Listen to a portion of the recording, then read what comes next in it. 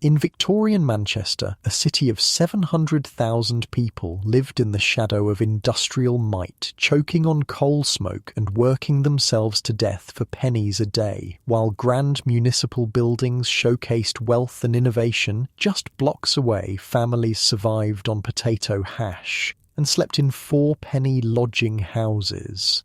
Behind the facade of Cottonopolis was a world Friedrich Engels described simply as hell on earth. Here's what life was really like in the slums of Victorian Manchester. Hey, quick thing before we start. If you actually listen to these regularly, hit like or subscribe. I always wonder where everyone's at, so comment your city and what time it is. Weird to think some of you are having breakfast in London while I'm recording this at night here in the States. Alright, tonight it's Victorian Manchester, but wait, are you comfortable? No, really. Check. Pillows, blankets, the whole deal. Where we're going, you'll want to be settled.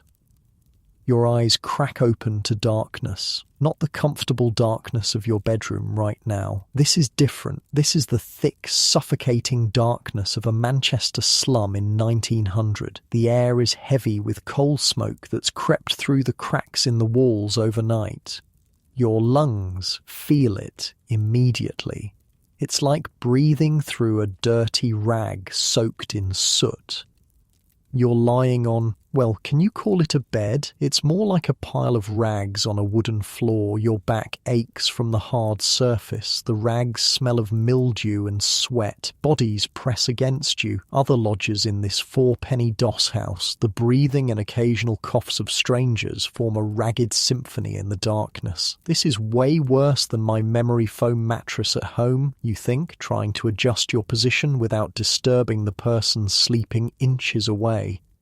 The first hint of grey light filters through a small window caked with grime. It's enough to make out the bare walls of the lodging house. No pictures, no decorations, just stained plaster and exposed beams. In the corner, a man coughs violently, the sound wet and worrying. Picture this, Manchester in 1900, the second largest city in England. Population, a staggering 700,000 people. Only London and Glasgow were bigger. But size isn't everything, right? Manchester was the world's first industrial city, literally the birthplace of the Industrial Revolution. They even had a nickname for it, Cottonopolis. I'm not making that up. The city grew so fast that nobody planned for it. People just poured in from everywhere. England, Wales, Scotland, Ireland, all cramming into hastily built houses looking for work. And boy, was there work. Just not the kind that kept you alive very long. You pull yourself up from your rags, wincing at the stiffness in your joints. Your stomach gnaws with hunger, but breakfast is a distant dream. Most people here live on 6 pence a day for an entire family. That's about $2 in today's money. For everyone, for everything. I spent way too long researching Manchester food prices from this period, like concerningly long. The standard meal for a poor family was potato hash, 3 pence worth of meat, and I'm using the term meat generously here, 2 pence of potatoes and a halfpenny of onions. All boiled together with plenty of water, which they called dip. Delicious, right? The floor beneath your bare feet is cold and damp. There's mud tracked in from yesterday, never properly cleaned. The walls of the building seem to sweat with condensation. This is Angel Meadow, which has to be the most ironic name possible for one of Manchester's worst slums. You know what's wild? Friedrich Engels, the communist guy who worked with Marx, he actually lived here in Manchester for a while. His dad sent him to work in the cotton industry, and Engels was so horrified by what he saw that he wrote a whole book about it, called the city Hell Upon Earth. I'd say he was being kind. As you make your way outside, the full sensory assault of Manchester hits you. The journalist Robert Sherrod described it perfectly in 1900. Wait, I'll just give you his exact words. What more sinister picture could the mind conjure up than the black depths of the Owell seen through iron gratings when the afternoon sun in Manchester fog and smoke hangs over Deansgate like a disk of living fire? That's how this place looks. The sun isn't the warm yellow, it's a bizarre, fiery disk hanging in a perpetual twilight of fog and factory smoke. It's like living in a painting by someone who was really, really depressed. You start walking through streets caked with mud. Around you, people are moving, most looking as tired as you feel. Workers heading to factories, children who should be in school but instead will spend their day in those same factories. Women with hollow eyes carrying infants. "You need a cab, mate," a voice calls out. You turn to see a handsome cab driver looking at you skeptically. His horse paws at the ground, seeming as anxious as its owner. "Going to Angel Meadow," you say. The driver snorts. "Not likely," he says flatly. "Not likely that I'll take my cab up there to have it bashed in with bricks." That's an actual quote, by the way. Sherrod tried to get a cab to Angel Meadow, and that's what the driver told him. Some neighbourhoods were so rough that cab drivers wouldn't even go there. Just flat out refused. Can you imagine your Uber driver being like, "Yeah, no, I'd rather not have my car destroyed, thanks." So you keep walking, passing through an area known as the Jewish Quarter. The atmosphere is one of fog and rags, with mud underfoot. People mutter at street corners, their faces gaunt with hunger and worry. The shops you pass are miserable little establishments with barely anything to sell. Ahead looms a massive structure, the assize courts and adjoining jail. It's an imposing pile of stone, looking more like a fortress than a place of justice. Behind those walls are cells, the lash, and even gallows. Close to 177,000 prisoners pass through the gates of Strangeways Jail every year. 177,000 people. That's almost the entire population of Providence, Rhode Island passing through one jail every single year.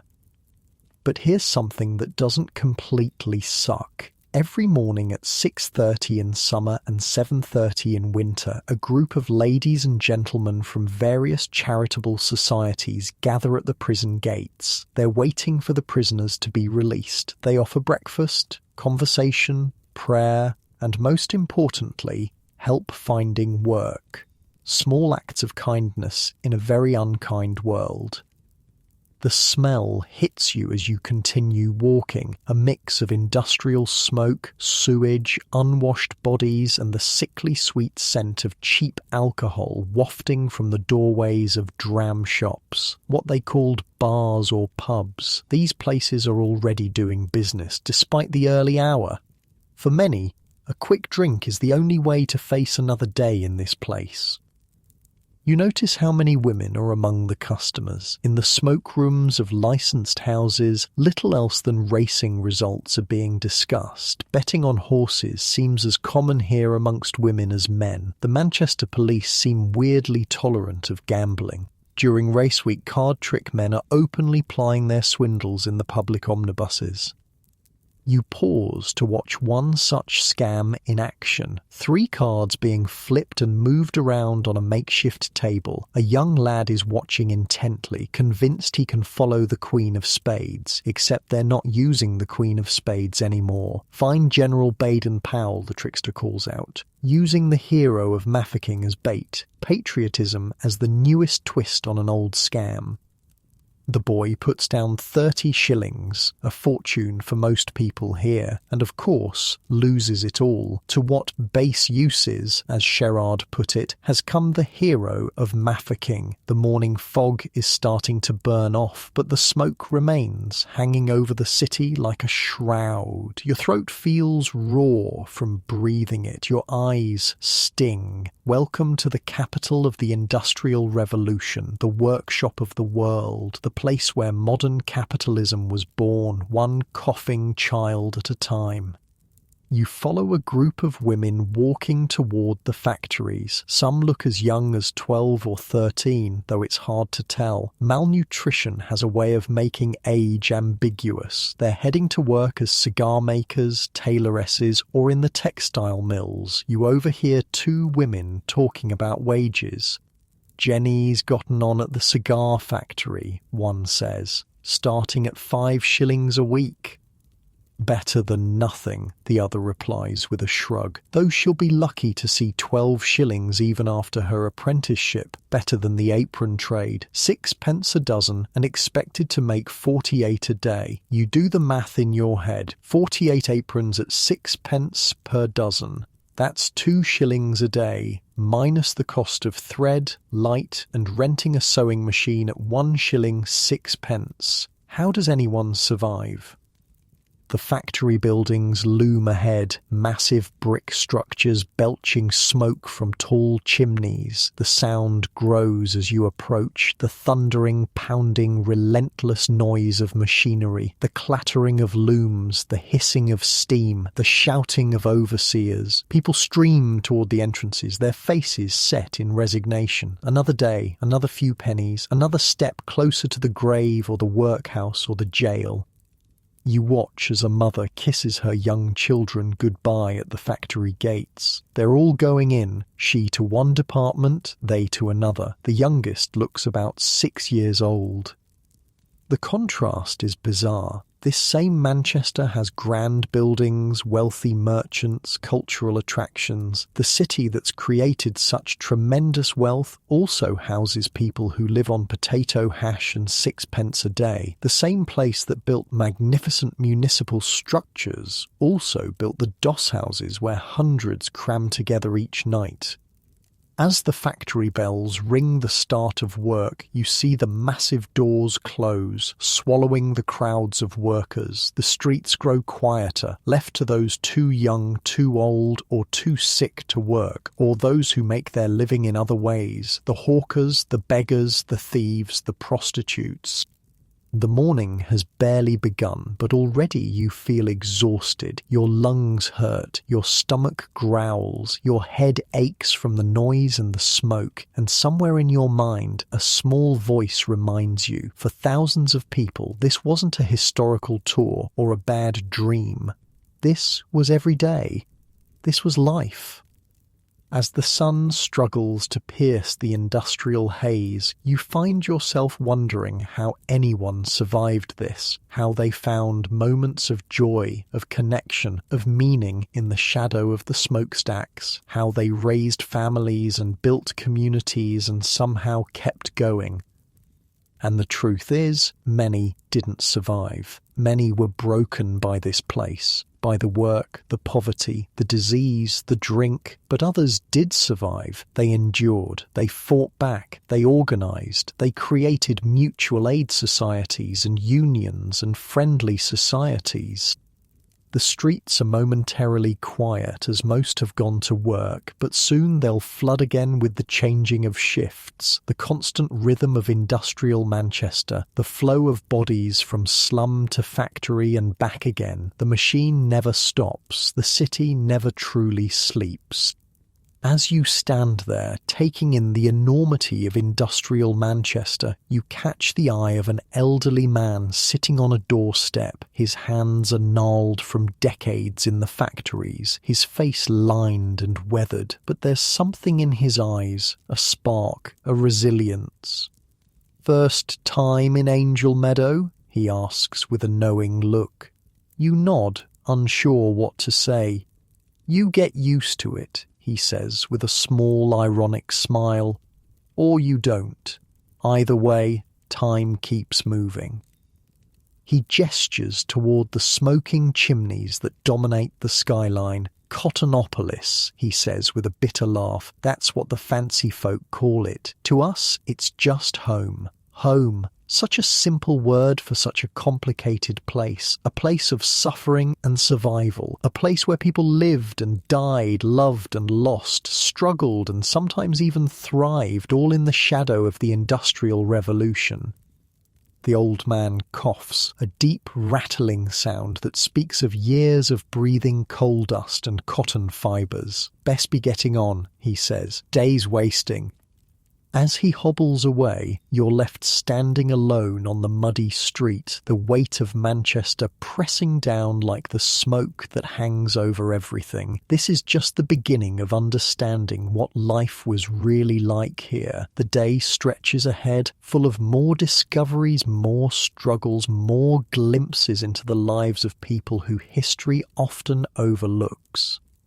The factory whistles sound in the distance, marking the passing of another hour in the relentless march of industrial time, and you realise you've only just begun to scratch the surface of what it meant to survive in the slums of Victorian Manchester. The factory whistles continue to blare across Manchester as you wander deeper into Angel Meadow. This place got its name back when it was actually a meadow, green, peaceful, a burial ground for the respectable poor. Now, it's one of the worst slums in Europe. The irony of the name isn't lost on you. You step carefully around a puddle of something that's definitely not water. The streets here aren't just dirty, they're deliberately neglected. City officials don't bother much with places like this. Why waste resources on people barely surviving? A small boy darts past you, barefoot despite the cold and damp. His feet are calloused and blackened from the filth. You notice his clothes, if you can call them that, more like rags barely held together, probably handed down through several siblings. "Penny for the guy, mister?" he asks, holding out a grimy palm. Before you can answer, a woman calls out sharply from a doorway. The boy scurries off without another word. The woman gives you a suspicious look before disappearing back inside. Strangers aren't welcome here, especially well-dressed ones who might be bill collectors, police, or worse, someone from the workhouse. You've read about workhouses in history books, but nothing prepares you for the fear they inspire in real life. The mere mention of the workhouse, or the spike, as locals call it, causes visible dread. Families would rather starve together than be separated in those prison-like institutions. There's a story going around about Kumpol Workhouse, where a pauper lunatic was beaten to death by an attendant. The case was so shocking that the Home Secretary issued a special order about reporting deaths of pauper lunatics in union workhouses. But people here aren't impressed, just another example of how little their lives matter to those in power. Your stomach growls, reminding you that breakfast would normally be happening about now. For the working poor of Manchester, breakfast is a luxury many skip entirely. Some children go to school or work without anything in their stomachs. Others might get a crust of bread or cold potatoes left over from yesterday. You decide to find somewhere to eat, if only to observe what passes for food here. Following your nose, you locate a small shop selling hot food. The smell is, well, not appetizing exactly, but it beats the general stench of the streets. Inside, people are crowded around small tables, hunched over bowls of steaming food. The air is thick with the smell of boiled potatoes and onions, with just a hint of meat. This is the famous potato hash, the staple meal for poor families. "What'll it be?" asks the woman behind the counter, eyeing you suspiciously. "Hash, please," you say, placing what you hope is the right amount of money on the counter. She scoops a ladleful of the mixture into a chipped bowl and slides it towards you with a chunk of bread that looks hard enough to build houses with. You take your meal to the corner and sit, examining what passes for nutrition here. The meat in the hash is unidentifiable, gristle and fat mostly, with the occasional stringy bit that might generously be called beef. The potatoes are decent enough, and the onions add some flavour. But it's the water, the dip as they call it, that bulks it up into something resembling a meal. A family sits nearby. mother, father, and 3 small children. They have a single bowl between them. The mother carefully portions it out, making sure each child gets something. The smallest amounts go to the parents. You've seen this before, adults going hungry so their children can eat. I actually found this in Robert Sherrod's reporting. He quotes from a Wesleyan mission report about food in Manchester slums. It was a common sight to see a large family sit down to a dinner of potato hash costing at the outside the sum of 6 pence, spent as follows. Meat 3 pence, potatoes 2 pence, halfpenny onions with plenty of water, or as they call it, dip. 6 pence for an entire family's main meal of the day. But here's the kicker, and this explains why so many stayed hungry. Most slum dwellers got everything on credit, which meant they paid extra for the privilege of not having immediate cash. A halfpenny more on a loaf of bread, a farthing on sugar, another halfpenny on tea. For large families, this credit system cost them an extra 2 shillings a week, when most were only bringing in 16 or 17 shillings total. Do the math. That's over 10% of their income just in credit surcharges. That's like you paying an extra $400 a month on your groceries just because you can't afford to pay up front. The food is bland but filling. As you eat, you listen to the conversations around you. Most revolve around work. Who's hiring? Who's been laid off? Which factories have reduced hours because of the wars? Textile trade's gone to hell, a man says bitterly. Used to send thousands of pieces a week to the east. Now, nothing. The Boer War and other conflicts have disrupted trade, and it's the workers who suffer first. You remember reading about how Manchester's cotton industry was devastated during the American Civil War too, when the Union blockaded southern cotton. The ripple effects of wars fought thousands of miles away are felt acutely in the stomachs of Manchester's poor. After finishing your meagre meal, you head back out into the streets. The factories will break for lunch soon, and you want to see what the lodging houses look like in daylight. Angel Meadow's 4-penny lodging houses are infamous. For the price of 4 pennies, you get a bed for the night. Though bed is a generous term. Really, you're paying for floor space and perhaps some rags to lie on. You approach one of the larger doss houses, a looming brick structure with small dirty windows. A sign indicates it has beds for over 400 people. Hard to imagine that many humans crammed into this space. To your surprise, the Manchester lodging houses are actually cleaner and more orderly than those in other cities Sherrod visited. You learn that no intoxicating liquor is allowed to be brought in, though judging by the state of most lodgers, they've had plenty before arriving. A man sits on the steps, taking a break from whatever work he's found for the day. His face is weathered, eyes sunken with exhaustion. First time in a doss house? He asks, noticing your interest. You nod. Could be worse, he says with a shrug. Better than the spike, that's for certain. The spike? You ask, playing dumb.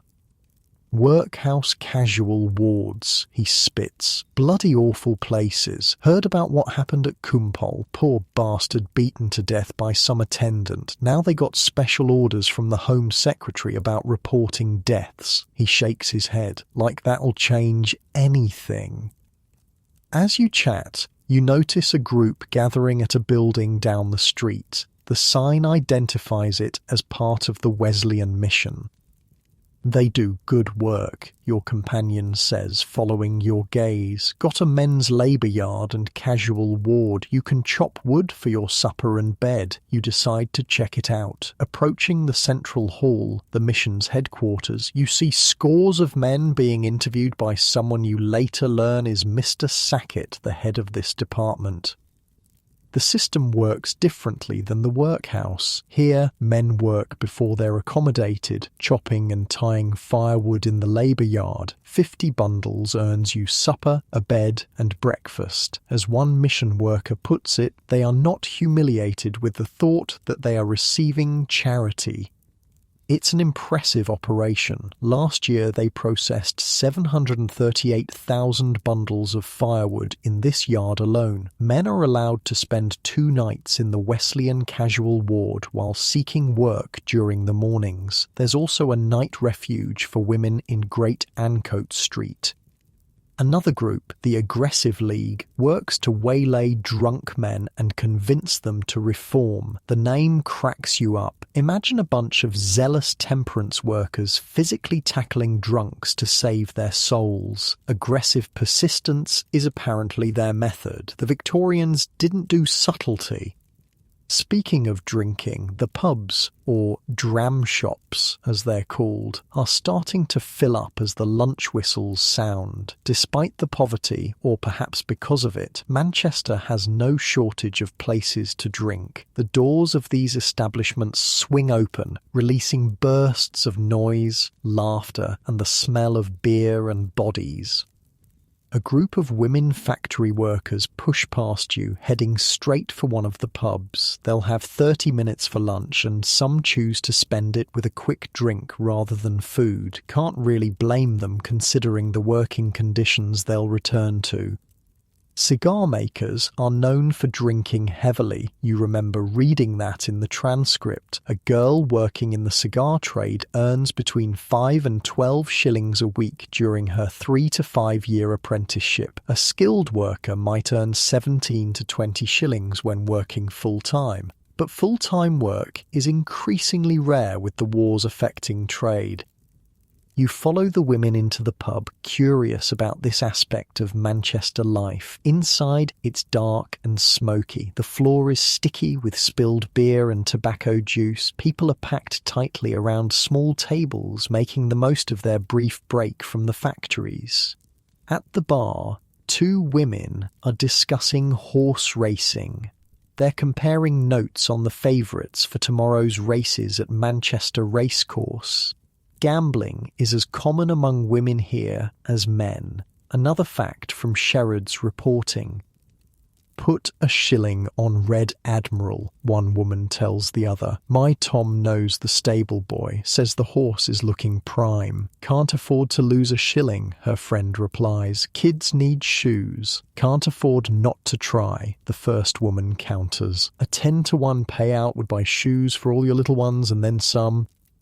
The desperate mathematics of poverty gambling. When you have almost nothing, risking a little for the chance of something more feels rational. The wealthy call it vice or moral failing. The poor call it hope. You notice a man setting up a small table in the corner. He places 3 cards face down and begins a swift, practiced patter. It's the 3-card trick, a notorious swindle. The Manchester police seem remarkably tolerant of such obvious grifts. "Find the Queen," he calls out, but then corrects himself with a grin. "No, lads and lasses, today we're looking for the hero of Mafeking. Find General Baden-Powell and double your money." The Boer War has been going for months now, and the 217-day siege of Mafeking has made Colonel Baden-Powell a national hero. The fact that he's now being used to separate factory workers from their hard-earned wages is a special kind of cynicism. You watch as a young man confidently places 2 shillings on the table. He's sure he knows which card is Baden-Powell. Of course, he loses. The cards move faster than the eye can follow, manipulated by hands that have performed this trick thousands of times. Back outside, the lunch break is ending. Workers stream back toward the factories, their brief respite over. You decide to follow them, curious about the working conditions that define so much of life here. The textile mills dominate Manchester's economy, but there are countless other industries too. The tailoring trade employs 4,000 to 5,000 women in Manchester, and their average weekly wages don't exceed 9 shillings, even allowing for seasonal fluctuations.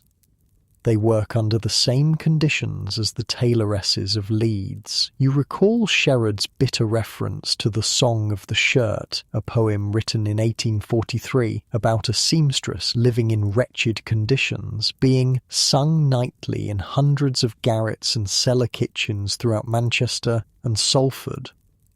You join the stream of workers heading toward a large factory building. The noise grows as you approach, a thundering, clattering cacophony of machinery that you feel in your chest as much as hear with your ears.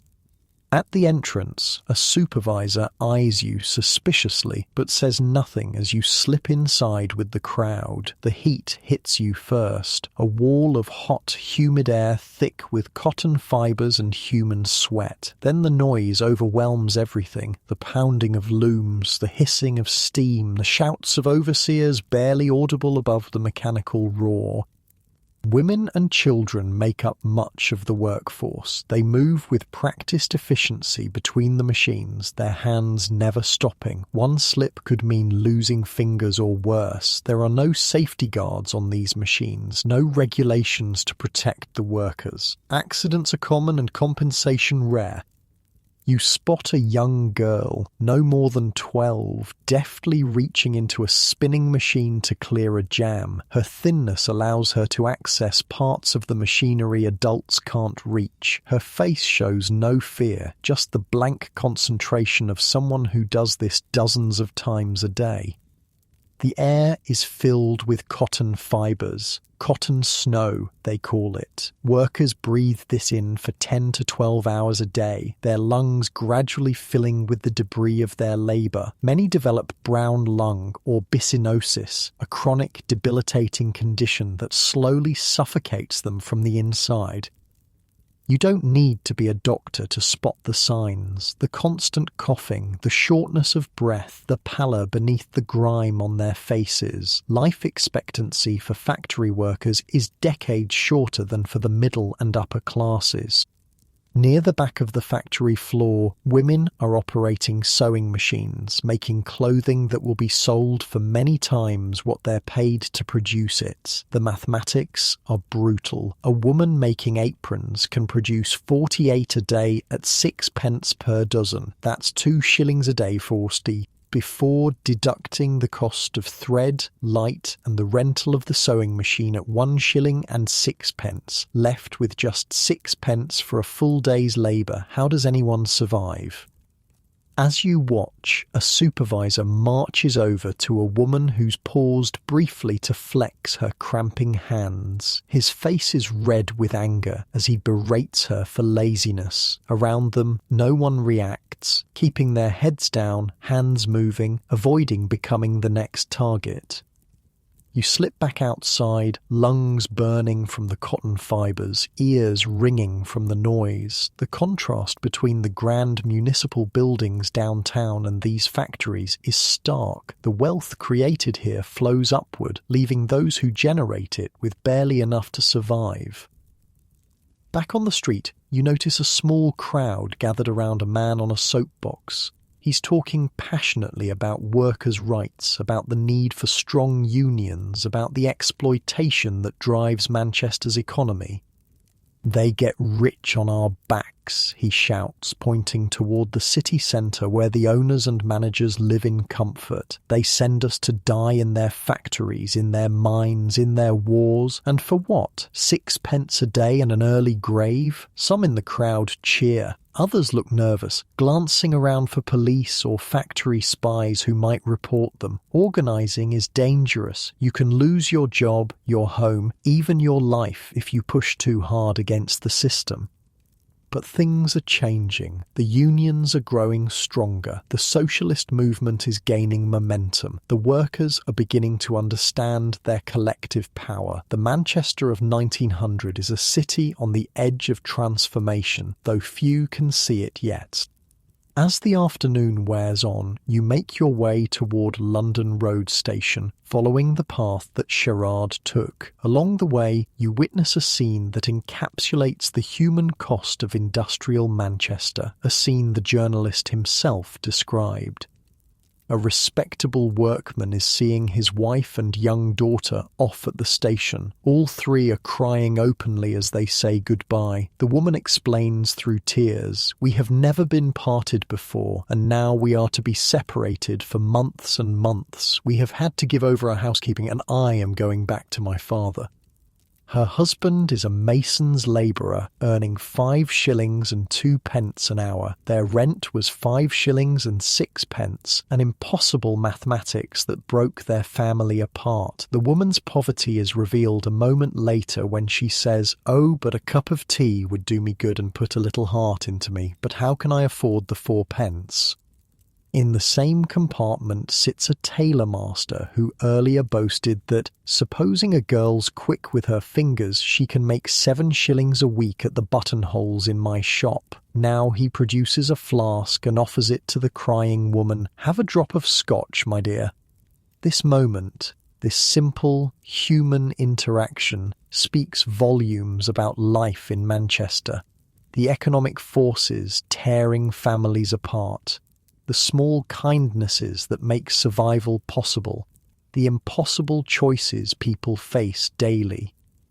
As the train pulls away, carrying the woman and child back to her father's home, you're left standing on the platform, surrounded by the sounds and smells of industrial Manchester. The sun is lowering in the sky, casting long shadows through the perpetual haze of smoke. Night is approaching, bringing new dangers, new struggles, and perhaps a few precious moments of rest for those lucky enough to have a bed to return to. The doss houses will fill soon with those seeking shelter from the coming darkness. You realise you've only begun to understand what survival means in this place. The day-to-day challenges of finding food, keeping warm, earning enough to pay the rent, the constant presence of illness, accident and early death, the small victories and devastating defeats that make up life in the shadow of the smokestacks. As you leave the station, you notice a group of children playing in a narrow alley using a stick and some rags to create a makeshift ball. Their laughter echoes against the brick walls, a reminder that even here, in this harsh landscape of industrial poverty, humanity finds ways to create joy. But the laughter stops abruptly as a factory whistle pierces the air. The shift is changing. The rhythm of Manchester continues its relentless beat. The factory whistles have fallen silent now, marking the end of the day shift. Workers stream out of the massive brick buildings, their shoulders hunched with exhaustion, faces grey with cotton dust and fatigue. The streets grow busy again as thousands make their way home, if you can call their lodgings home.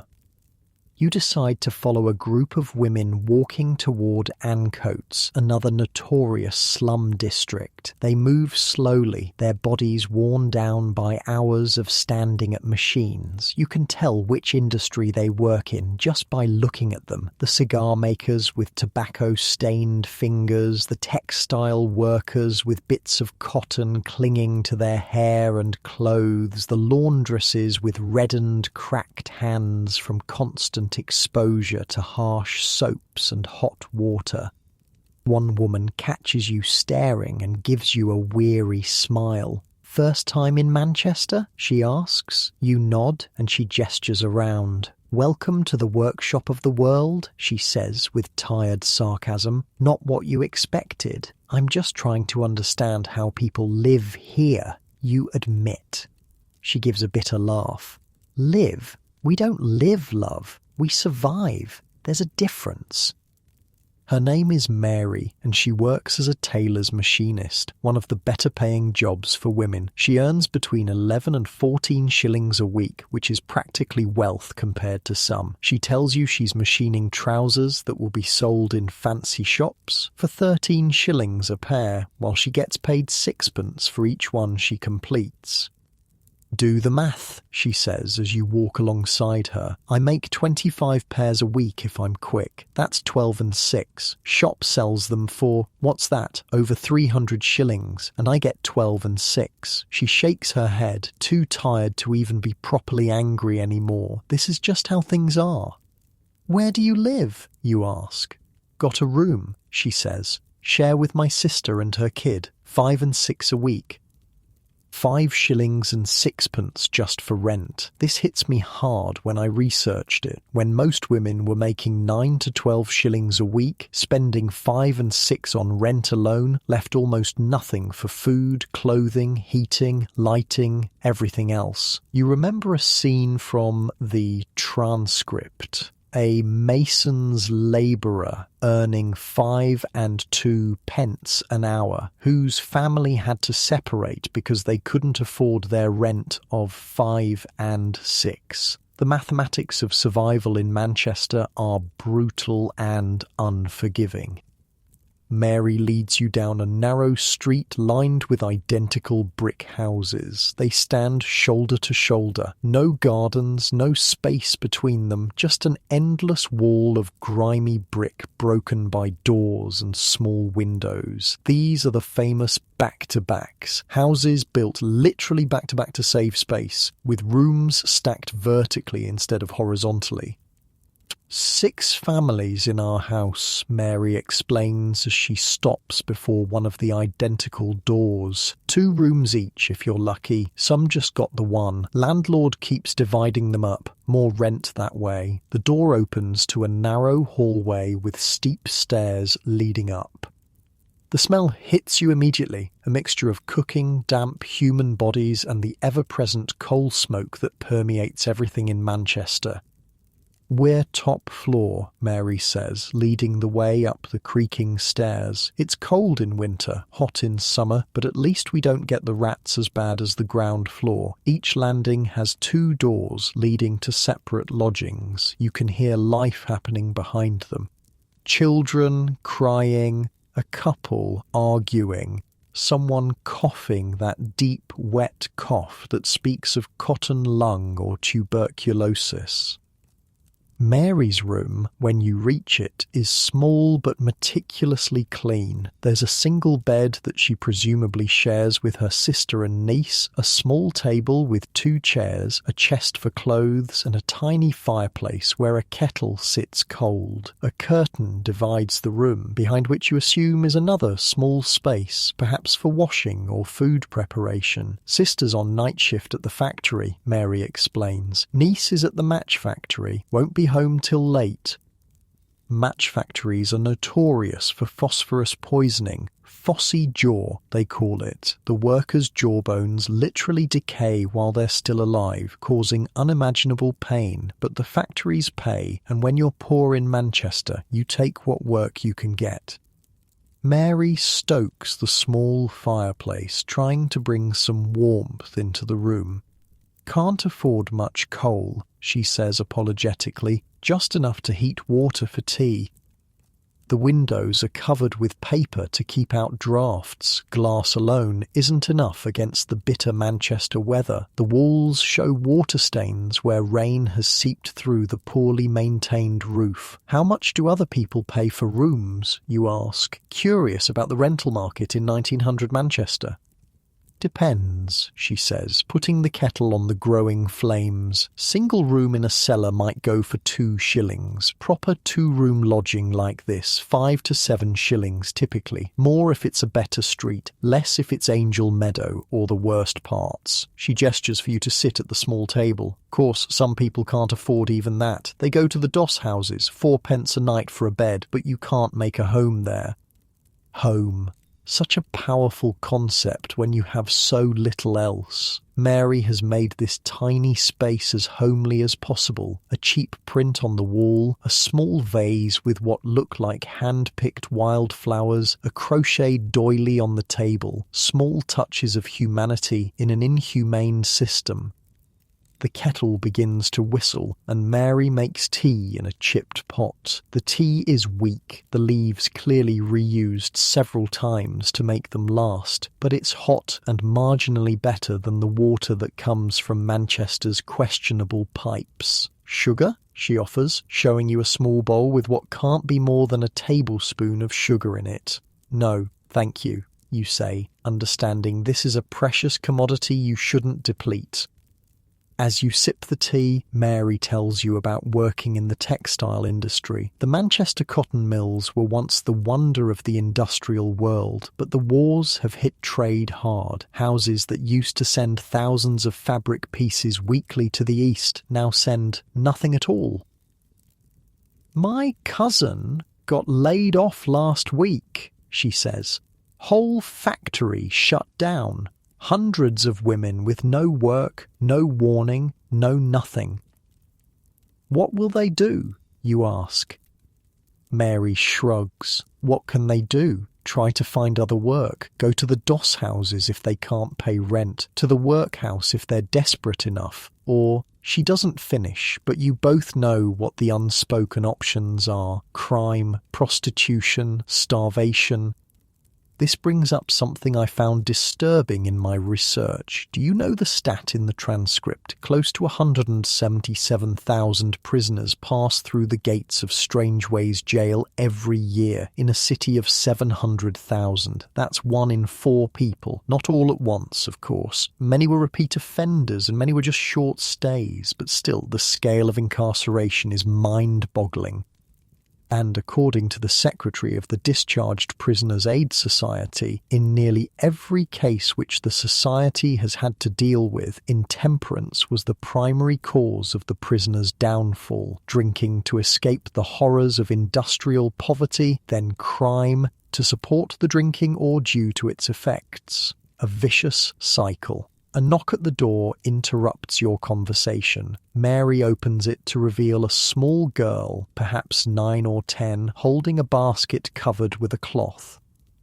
Mum says, can she borrow a cup of tea leaves? The girl says, her eyes darting curiously to you. She'll give them back tomorrow when Dad gets paid. Course, Lucy, Mary says, taking a pinch of already used tea leaves and wrapping them in a scrap of paper. How's your mum's cough?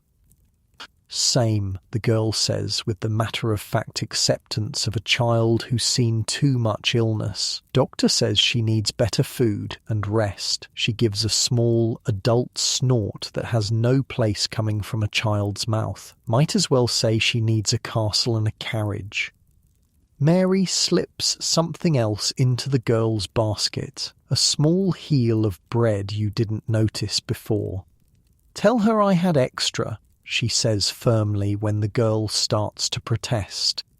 After Lucy leaves, Mary explains. Her mum's got the consumption. Dad works at the docks when there's work. 3 little ones besides her, they're good people, would do the same for me. This is how survival works in Manchester's slums. Nobody has enough, but they share what little they have. A cup of tea leaves, a heel of bread, watching a neighbour's children, tending the sick. Small acts of community that make the unbearable slightly more bearable. As evening deepens, Mary needs to prepare for her sister and niece's return. You thank her for the tea and hospitality, promising to visit again. Back on the street, the gas lamps have been lit, casting pools of yellowish light that barely penetrate the Manchester fog. Evening brings a different energy to the slums. Those who work day shifts are home, tired but briefly free. The pubs are filling up, the warm glow from their windows and the sound of music and voices offering a temporary escape from the grim reality outside. You pass a group of men heading into one such establishment, the Factory Workers' Arms. They look like they've come straight from the foundry, their faces still streaked with soot, hands rough and calloused. Despite their obvious exhaustion, there's an air of relief about them. They've survived another day. Joining us, mate? One calls to you. First round's on Jim. His wife had another baby yesterday. The man called Jim grins proudly, despite the bags under his eyes. 6th one, another boy. The others clap him on the back with genuine congratulations, though you can't help wondering how Jim will feed another mouth on a factory worker's wages. Still, life goes on. Babies are born, people marry, families grow, even here in the shadow of the smokestacks. You decide to follow them in, curious about how the working class spend their limited leisure time. The pub is crowded, hot and loud. Men and women of all ages pack the space, creating a din of conversation that competes with a man playing fiddle in the corner. The drinks are cheap and strong, designed to provide maximum escape for minimum cost. You notice how quickly people drink, like they're trying to outrun their thoughts. In one corner, you spot a heated discussion about horse racing. Several men are poring over racing forms, pooling their knowledge and meagre betting money. Manchester police turn a blind eye to gambling, says a voice beside you. You turn to see an older man nursing a pint of dark beer. Not like in Liverpool where they crack down. Here, you can bet openly. That a good thing, you ask? He shrugs. Depends who you ask. Gives people hope, doesn't it? Dream of a big win to change everything. He takes a long drink. Course, the bookies get rich while the rest of us stay poor. But for a moment, that moment when your horse is leading, you're as rich as the Queen. Across the room, a fight nearly breaks out when someone accuses another of cheating at cards. Friends intervene, pulling the men apart. The incident blows over quickly, the community policing itself. Nobody wants the actual police coming in and ruining everyone's brief escape. Near the bar, a group of women factory workers are celebrating something. Their laughter rises above the general noise as they clink glasses. One stands on a chair and makes a toast. To Mary Evans, 10 years in that hellhole, and now she's getting out, getting married and moving to her Tom's place in the country. A cheer goes up. Escape from Manchester is worth celebrating, even if it's just trading one form of dependence for another. For women, marriage can be both prison and salvation, depending entirely on the husband's character and earnings. You notice a table in the back where serious-looking men are talking in low voices. From snatches of conversation, you realise they're union organisers planning their next move against one of the larger factories. They're careful, watchful, aware that spies might be anywhere.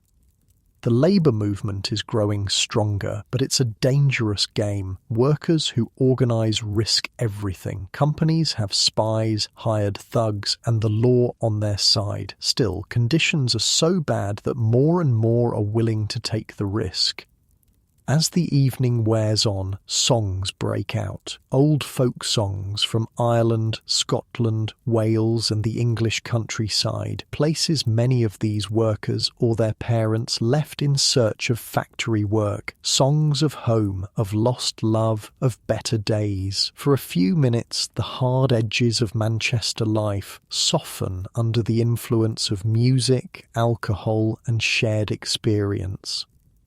But all too soon, the landlord calls time. The pub will close, sending its patrons back to their crowded rooms, shared beds, and brief sleep before another day in the factories. Outside, the night has fully settled over Manchester. The smoke and fog create a thick blanket that muffles light and sound. Gas lamps create islands of dim yellow illumination, between which lie pools of absolute darkness.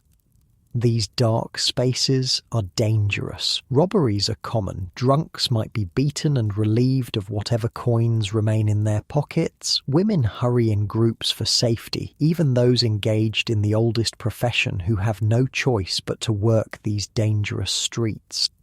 You follow a family heading home, father, mother, and 3 small children who should have been in bed hours ago but had nowhere to go while their parents worked. The youngest, a girl of perhaps 4, is asleep in her father's arms, her head lolling against his shoulder. "We'll be home soon, love," the mother says, urging the other 2 children to hurry. "Mind the puddles now." Home is a single room in a crumbling building. As the door opens, you glimpse the interior. One bed for all 5 of them, a small table, a hearth with no fire this late at night. The walls are damp with condensation. The ceiling sags ominously. But it's theirs, at least for now, as long as they can pay the rent. Not everyone is so fortunate. As you continue walking, you pass people bedding down in doorways, under bridges, in the shelter of market stalls, the truly destitute who can't even afford the 4 pence for a doss house. Near the river, the polluted earwell that Sherrod described as seen through iron gratings when the afternoon sun in Manchester fog and smoke hangs over Deansgate like a disk of living fire. A group of children are still awake, searching for anything valuable in the mud of the banks. "Find anything good?" you ask one boy who can't be more than 8. He holds up a sodden piece of coal triumphantly. "Enough for morning fire," he says. Then, more quietly, "If you're looking for Maggie's girls, they're under the bridge. 6pence for a quick one." You're shocked by his matter-of-fact tone, by the casual way he assumes you're looking for prostitutes, by how normal this is in his world. Child labour, child prostitution, child poverty. The most vulnerable suffer most in industrial Manchester. "Just exploring," you say, "trying to understand how people live here." The boy laughs, a harsh adult sound. "Live? Nobody lives here, mister. We just don't die." It's eerily similar to what Mary said earlier. Not living, just surviving, not dying. The bar for success set at its most basic level. As midnight approaches, even the streets begin to empty. Night shift workers head toward factories and warehouses, while day workers collapse into whatever passes for a bed, stealing a few precious hours of rest before it all begins again. You find yourself back near Meadow, where the doss houses are now full. Through windows you can see bodies packed tightly on floors, on benches, on narrow cots. Humanity warehoused like the cotton that drives Manchester's economy. Outside one such establishment, an old woman sits bundled in rags, rocking slightly. She looks up as you pass, her face a map of hardship etched over decades. "No room at the inn," she says with grim humour. "Not for those without the 4 pence. You're spending the night out here, you ask, concerned. The night is cold, damp and dangerous." She shrugs. "Not my first night on the cobbles, might not be my last, unless it is, in which case, problem solved." Her fatalism is startling but understandable. At her age, having survived decades in industrial Manchester, what can still frighten her? She's seen children die of preventable diseases, men crushed in industrial accidents, women worked to exhaustion then discarded. She's lived through economic booms that never reached the poor and busts that hit them first and hardest. "God's waiting room, this city," she says, looking around at the dark streets. "Just some of us get called sooner than others." As you leave her to her philosophical musings, you notice the factories never truly go silent. The night shift keeps some of them running 24 hours a day, the distant thrum of machinery a constant soundtrack to Manchester life. The moon, when it briefly appears through a gap in the smoke and clouds, seems alien and distant, as though even it wants nothing to do with what humans have created here. The contrast between its cold, clean light and the grimy streets below couldn't be starker. Tomorrow, it all begins again. The day shift workers will rise before dawn, eating whatever meagre breakfast they can afford. Children will head to factories, workshops, or if they're lucky, school. Women will report to textile mills, cigar factories, and tailor shops. Men will go to foundries, construction sites, docks and warehouses. The great machine of industrial Manchester will continue its relentless operation, creating vast wealth for a few, while the many simply try to survive another day. And yet, despite everything, despite the poverty, the exploitation, the dirt, the disease, people endure. They create families, communities, moments of joy. They share what little they have. They tell jokes, sing songs, fall in love, dream of better days. The human spirit, it seems, is harder to crush than even the harshest industrial city can manage. As you seek shelter for what remains of the night, this thought provides a small comfort against the overwhelming evidence of suffering you've witnessed. Tomorrow will bring new insights into how life functions in this remarkable, terrible place, this engine room of the British Empire, this workshop of the world, this hell upon earth that somehow thousands still call home. Morning breaks over Manchester like a half-hearted apology. The sun, what little of it penetrates the smoke and fog, brings no warmth, just enough light to remind everyone it's time to start again. The factories are already humming, many never stopped.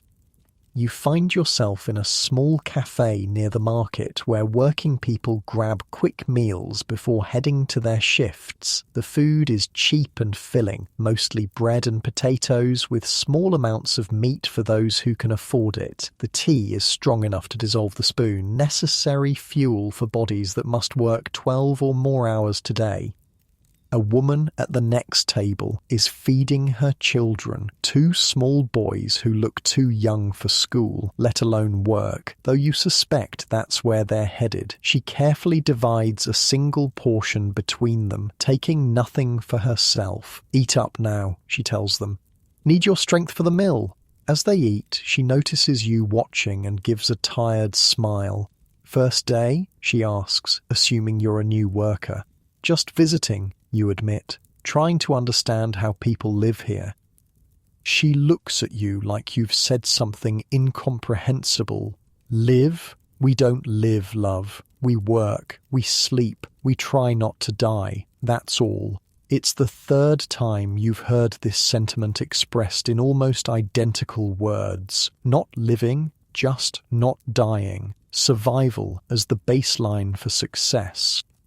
"Boys started at the mill last month," she continues, nodding at her children. 6 and 8 they are, too young really, but their father's dead, accident at the foundry, and someone's got to bring in wages. Child labour laws exist in 1900 but are loosely enforced, especially when desperate families need every penny. Mills and factories prefer children for certain jobs. Their small hands can reach into machinery to clear jams or clean moving parts, tasks too dangerous for adults. Children earn a fraction of adult wages, making them desirable employees. "They're good boys," she says with fierce pride. "Never complain, even when they're dead tired. Bring home 4 shillings a week between them. Not much, but it's the difference between eating and not. 4 shillings, that's the price of childhood in industrial Manchester. The opportunity to learn, to play, to grow naturally, all sacrificed for basic survival." After breakfast, you decide to learn more about how children experience Manchester life. You head toward a school located in one of the slightly better working-class districts. Not all children work. Education is technically compulsory, though economic necessity often trumps legal requirements. The school is a stark brick building with small windows and an austere playground of packed dirt. Children file in, some clearly underfed, many in clothing that's patched and repatched. Their faces show a mix of childhood innocence and premature aging, eyes that have seen too much, too soon. The headmaster, a stern but not unkind man named Mr. Wilkins, allows you to observe classes after you claim to be researching educational methods. The classrooms are overcrowded, with children packed onto benches. The emphasis is on basic literacy, numeracy, and above all discipline, preparing children for lives of factory work and obedience. "Our greatest challenge," Mr. Wilkins tells you during a break, "is simply getting them here. When a family must choose between education and eating, it's no choice at all. We lose them to the mills, the mines, the street trades." He sighs, watching children play in the yard, their games surprisingly boisterous despite their circumstances. Then there's the health issues: tuberculosis, rickets, chronic malnutrition, children falling asleep in class because they work night shifts or share beds with multiple siblings. How can they learn under such conditions? A small girl approaches, tugging at Mr. Wilkins' coat. "Sir, Tommy's fainted again," she says matter-of-factly. The headmaster nods, unsurprised. His family was evicted last week. I suspect he hasn't eaten since yesterday's school meal. He excuses himself to attend to the child, leaving you to ponder the normality of children collapsing from hunger in this wealthy industrial nation. After leaving the school, you head toward the Wesleyan Mission's central hall that you glimpsed yesterday. Charity organisations are the main safety net in Victorian Manchester, stepping in where government action fails. The central hall is a bustle of activity. Here, the Wesleyan Mission coordinates its many programmes: the men's labour yard, the casual ward, the night refuge for women, the aggressive league that targets drunkenness, and more. Their annual report fills over 300 pages, a testament to both their dedication and the overwhelming need they address. You meet Mr. Sackett, mentioned in Sherrod's reporting as the head of the men's department. He's interviewing applicants for the labour yard, homeless or unemployed men seeking the chance to earn their keep by chopping firewood.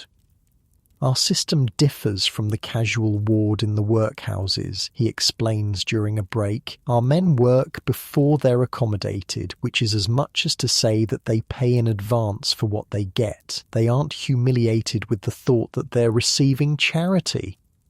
You ask about the success of this approach. "I have a high admiration of the class that come into our hands," he says with genuine respect, "and of their anxiety to work. Last year, 738,000 bundles of firewood were chopped and bundled in the Hood Street labour yard. That number is staggering, a glimpse into both the scale of need and the willingness of people to work when given the opportunity. These aren't the lazy, shiftless poor of middle-class mythology. They're people desperate for dignified ways to survive." You follow Mr. Sackett to the labour yard itself, a large space where dozens of men are hard at work, chopping, splitting and bundling firewood. The system is simple: chop and tie 50 bundles by 5 p.m. and you've earned supper, a bed for the night and breakfast the next morning.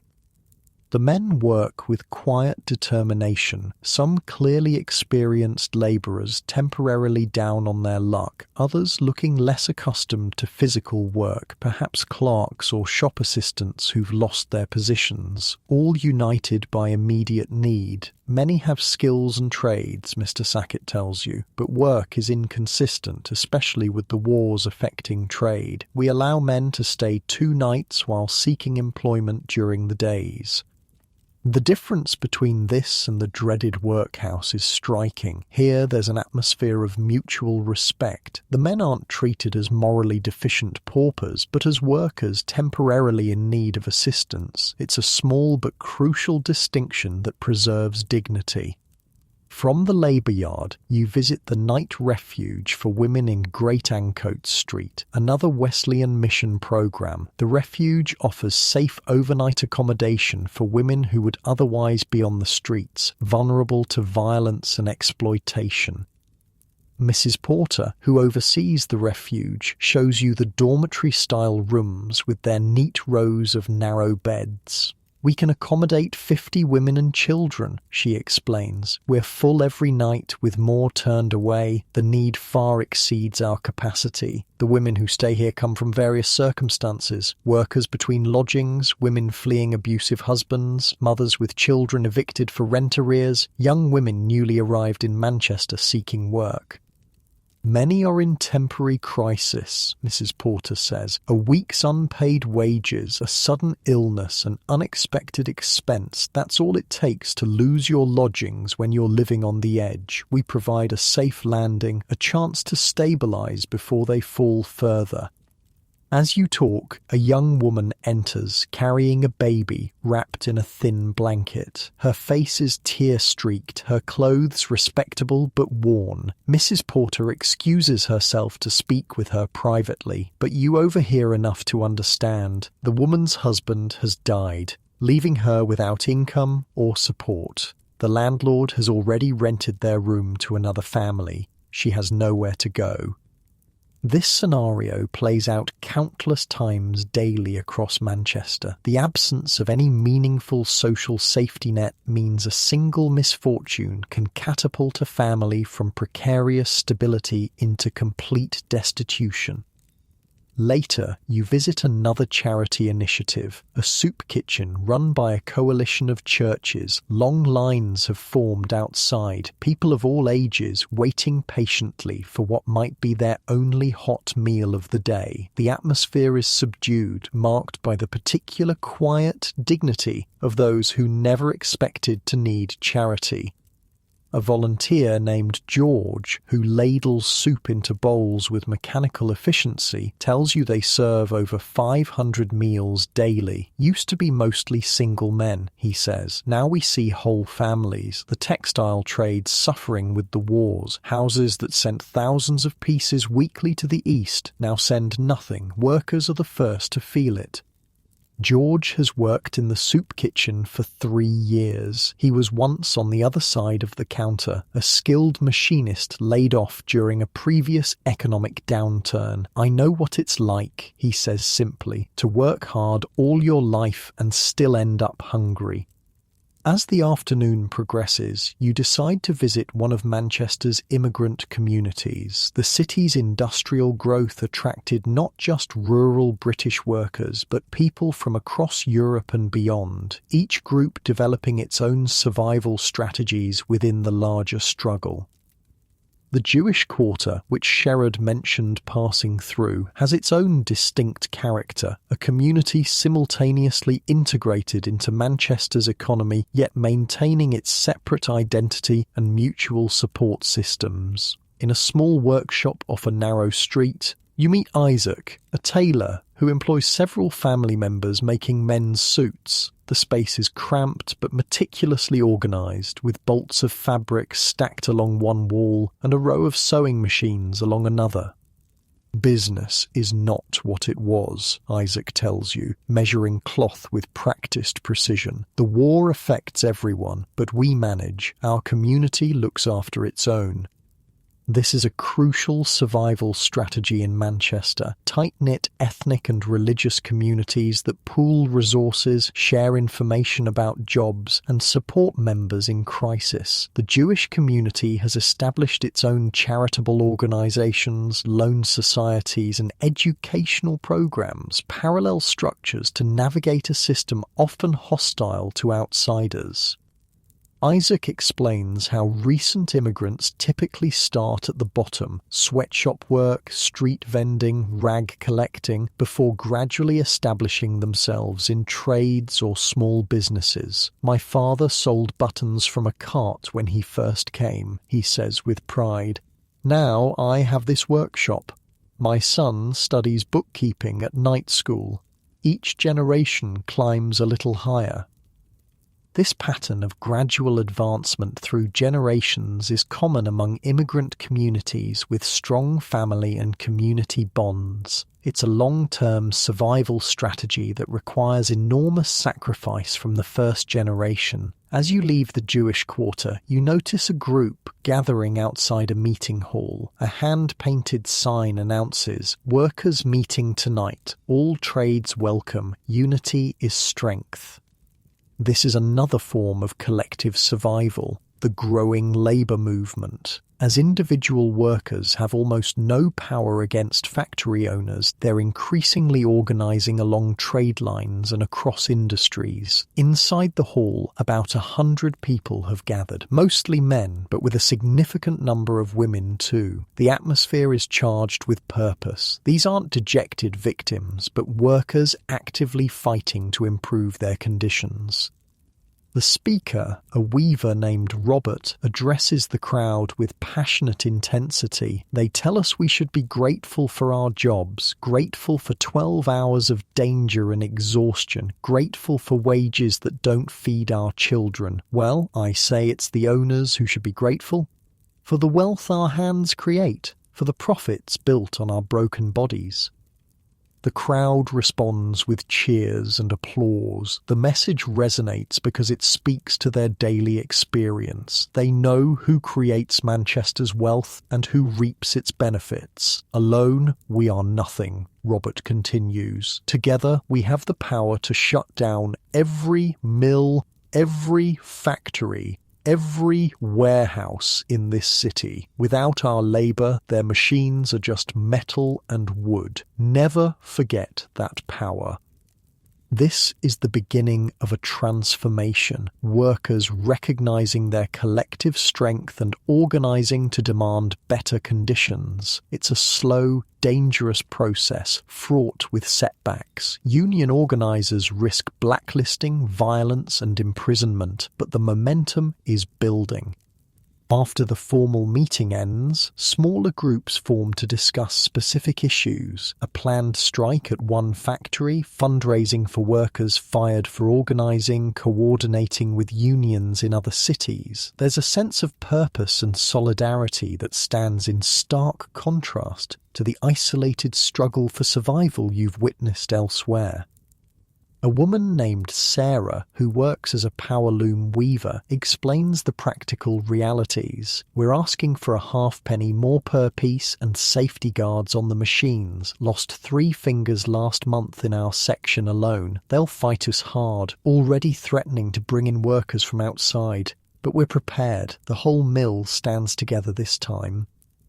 This isn't just about wages, it's about human dignity, about being seen as people rather than disposable components in the industrial machine, about having some control over the conditions that define their lives. As evening approaches, you make your way toward Deansgate, one of Manchester's main thoroughfares, where the stark divisions of the city become most visible. Here, the commercial establishments that serve the middle and upper class stand in proximity to the poverty just blocks away.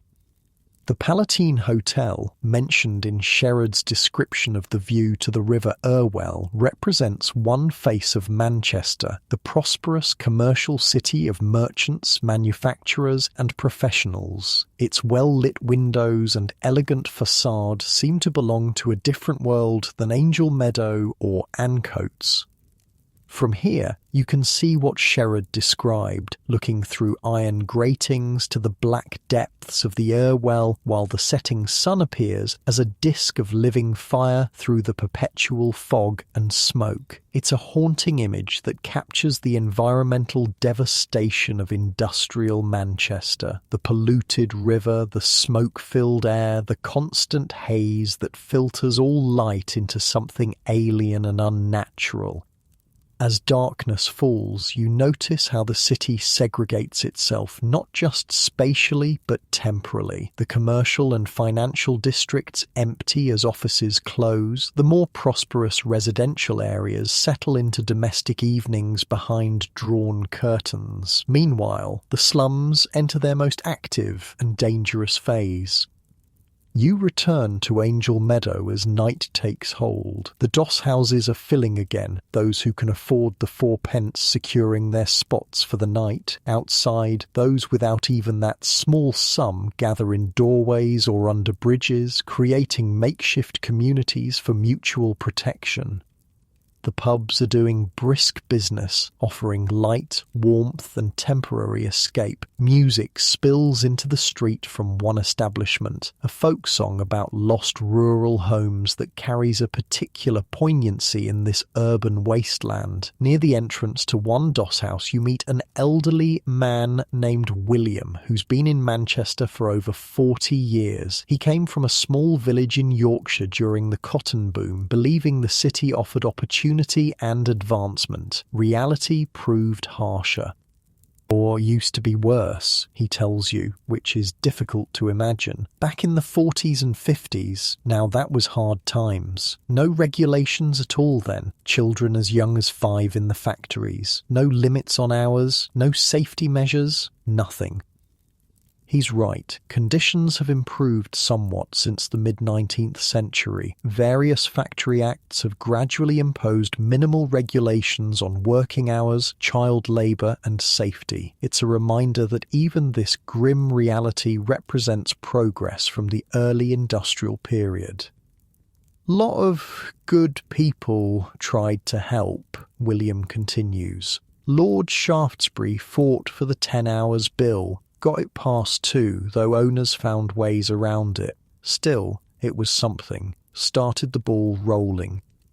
This perspective is important. The Manchester you're seeing is a place of terrible hardship, but also of ongoing struggle and incremental improvement. Workers and reformers have fought for decades to win even the minimal protections that exist in 1900. As you talk with William, a commotion erupts down the street. A group of men surround someone on the ground. William shakes his head. Saturday night. Payday for some. Someone got rolled for their wages, I expect. The casualness with which he views this violence speaks volumes about its normality. In a community where everyone lives on the edge, those who fall into addiction or desperation often prey on others barely more fortunate than themselves. It's a cruel mathematics where taking from others seems the only way to survive. The police rarely bother with crimes in these neighbourhoods unless they threaten to spill into more respectable areas. Justice, like everything else in Manchester, operates differently depending on one's social position. As the night deepens, you find yourself reflecting on all you've witnessed in Manchester so far, the systemic exploitation that keeps wages barely at subsistence level while generating enormous wealth, the environmental devastation that makes every breath an assault on the lungs. The absence of effective social supports that turns any misfortune into potential catastrophe. Yet alongside these harsh realities, you've also seen remarkable resilience and solidarity, people sharing their meagre resources, communities developing mutual aid systems, workers organising to demand better conditions, charitable organisations attempting to fill the gaps left by government indifference. Manchester in 1900 contains multitudes. It's a place of terrible suffering, but also of endurance and resistance, a place where the worst excesses of industrial capitalism play out in human lives, but also where the seeds of change are being planted. As you seek shelter for another night in the city, these contradictions follow you. Tomorrow will bring new insights into the complex ecosystem of industrial poverty, the structures that create and maintain it, but also the forces working to transform it. The factories continue their relentless operation through the night, their machinery never fully silent. Manchester, the workshop of the world, does not rest. And neither do the struggles of those whose labour powers its endless production. Morning arrives with the sound of women's boots on cobblestones, hundreds of them walking in the pre-dawn darkness toward the factories and workshops that will claim their next 12 hours. You join this river of women, young and old, moving through Manchester's foggy streets like a silent army. The women don't talk much as they walk. They save their energy for the work ahead. Many carry small bundles, their midday meals of bread and perhaps a bit of cheese. Some carry infants who will spend the day in makeshift nurseries near the factories, tended by elderly women or young girls, not yet old enough for full-time work.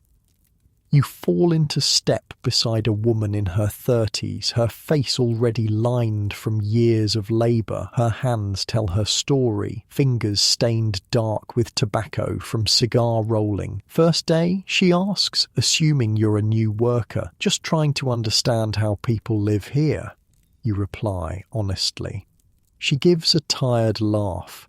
Live? That's a generous word for what we do.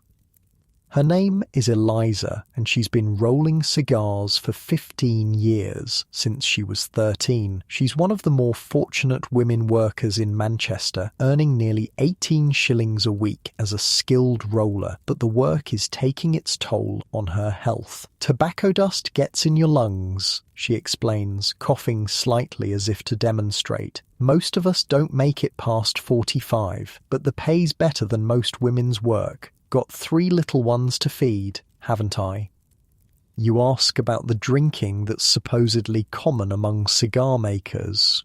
True enough, she admits. Some girls start as young as 14. Nothing else dulls the headaches from the tobacco. Management knows it too, practically encourages it. Keeps us coming back, doesn't it? Need the wages to pay for the gin, need the gin to keep doing the work.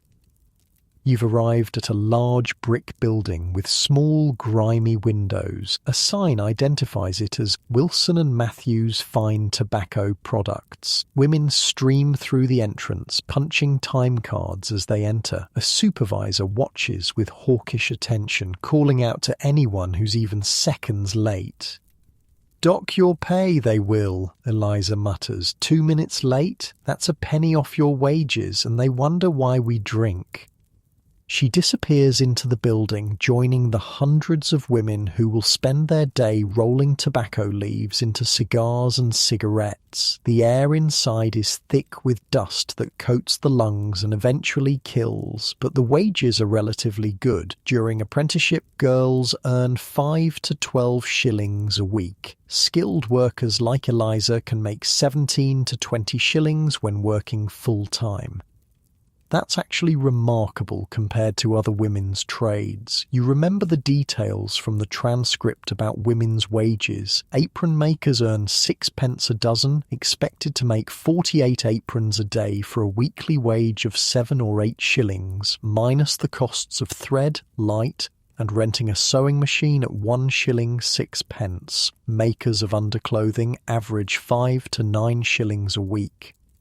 The Song of the Shirt, that poem about a seamstress in wretched conditions, truly is sung nightly in hundreds of garrets and cellar kitchens throughout Manchester and Salford, as the transcript says, and always to the same doleful tune, 8 or 9 shillings a week, never more than 12. You continue your exploration, heading toward a district where many tailoresses and seamstresses live and work. The buildings here are slightly better than in Angel Meadow, but not by much. Many of the women work from home, turning their small lodgings into workshops where they sew for piece rates. In one such home workshop, you meet Anne, who makes buttonholes for a tailor's shop. The room is small but neat, with a single window providing barely enough light for the detailed work. Anne sits at a small table, her fingers moving with practiced precision as she creates perfect buttonholes in waistcoats. 7 shillings a week, she says when you ask about her earnings. That's if I'm quick with my fingers. The master says that's good money for buttonholes. 7 shillings for a week's labour, hunched over in poor light, straining her eyes on fine stitching, and she considers herself fortunate because the work is regular. Got my sister and her 2 little ones living with me, Anne explains. She does washing when she can get it, but the little ones are too young for work yet. Between us, we bring in maybe 12 shillings in a good week, rent's 5 and 6. The mathematics is brutal. 5 shillings and 6p for rent leaves just over 6 shillings for everything else. Food, coal, clothing, light, soap, and that's in a good week when both women find steady work. How do you manage, you ask, genuinely curious about the economics of survival on such margins? Anne's face shows a flicker of pride. We're clever, aren't we? Got a system with the other women in the building. One does a big pot of stew, another bakes bread. I mend clothes for all, sharing the coal for heat when it's cold, looking after each other's little ones. Couldn't manage alone, that's certain. This is how women survive in industrial Manchester, through cooperative networks that stretch meagre resources further than seems possible. They create informal childcare arrangements, cooking collectives, shared purchasing groups. They pass down outgrown clothing, share information about which shops give credit, which foreman might be hiring, which charities offer help without humiliation. As if reading your thoughts, Anne adds, "Men have their unions now, don't they? We women have always had our own ways of standing together, less official-like, but just as important." She shows you a small book where she tracks the household accounts, every penny accounted for, every expense justified. There's no room for error when the margins are this thin. A single miscalculation could mean going hungry or falling behind on rent. "The worst thing is getting sick," she says, her voice dropping slightly. "No work means no pay means no food, no rent. Miss 2 weeks' rent, you're out. Simple as that. This precarity shapes every decision, every interaction. It creates a constant background anxiety that never fully subsides. Even in moments of relative security, the spectre of destitution looms just one misfortune away." You thank Anne for her insights and continue your exploration. Your next stop is a laundry where women wash the clothes of the middle and upper classes, some of the hardest physical labour available to women in Victorian Manchester.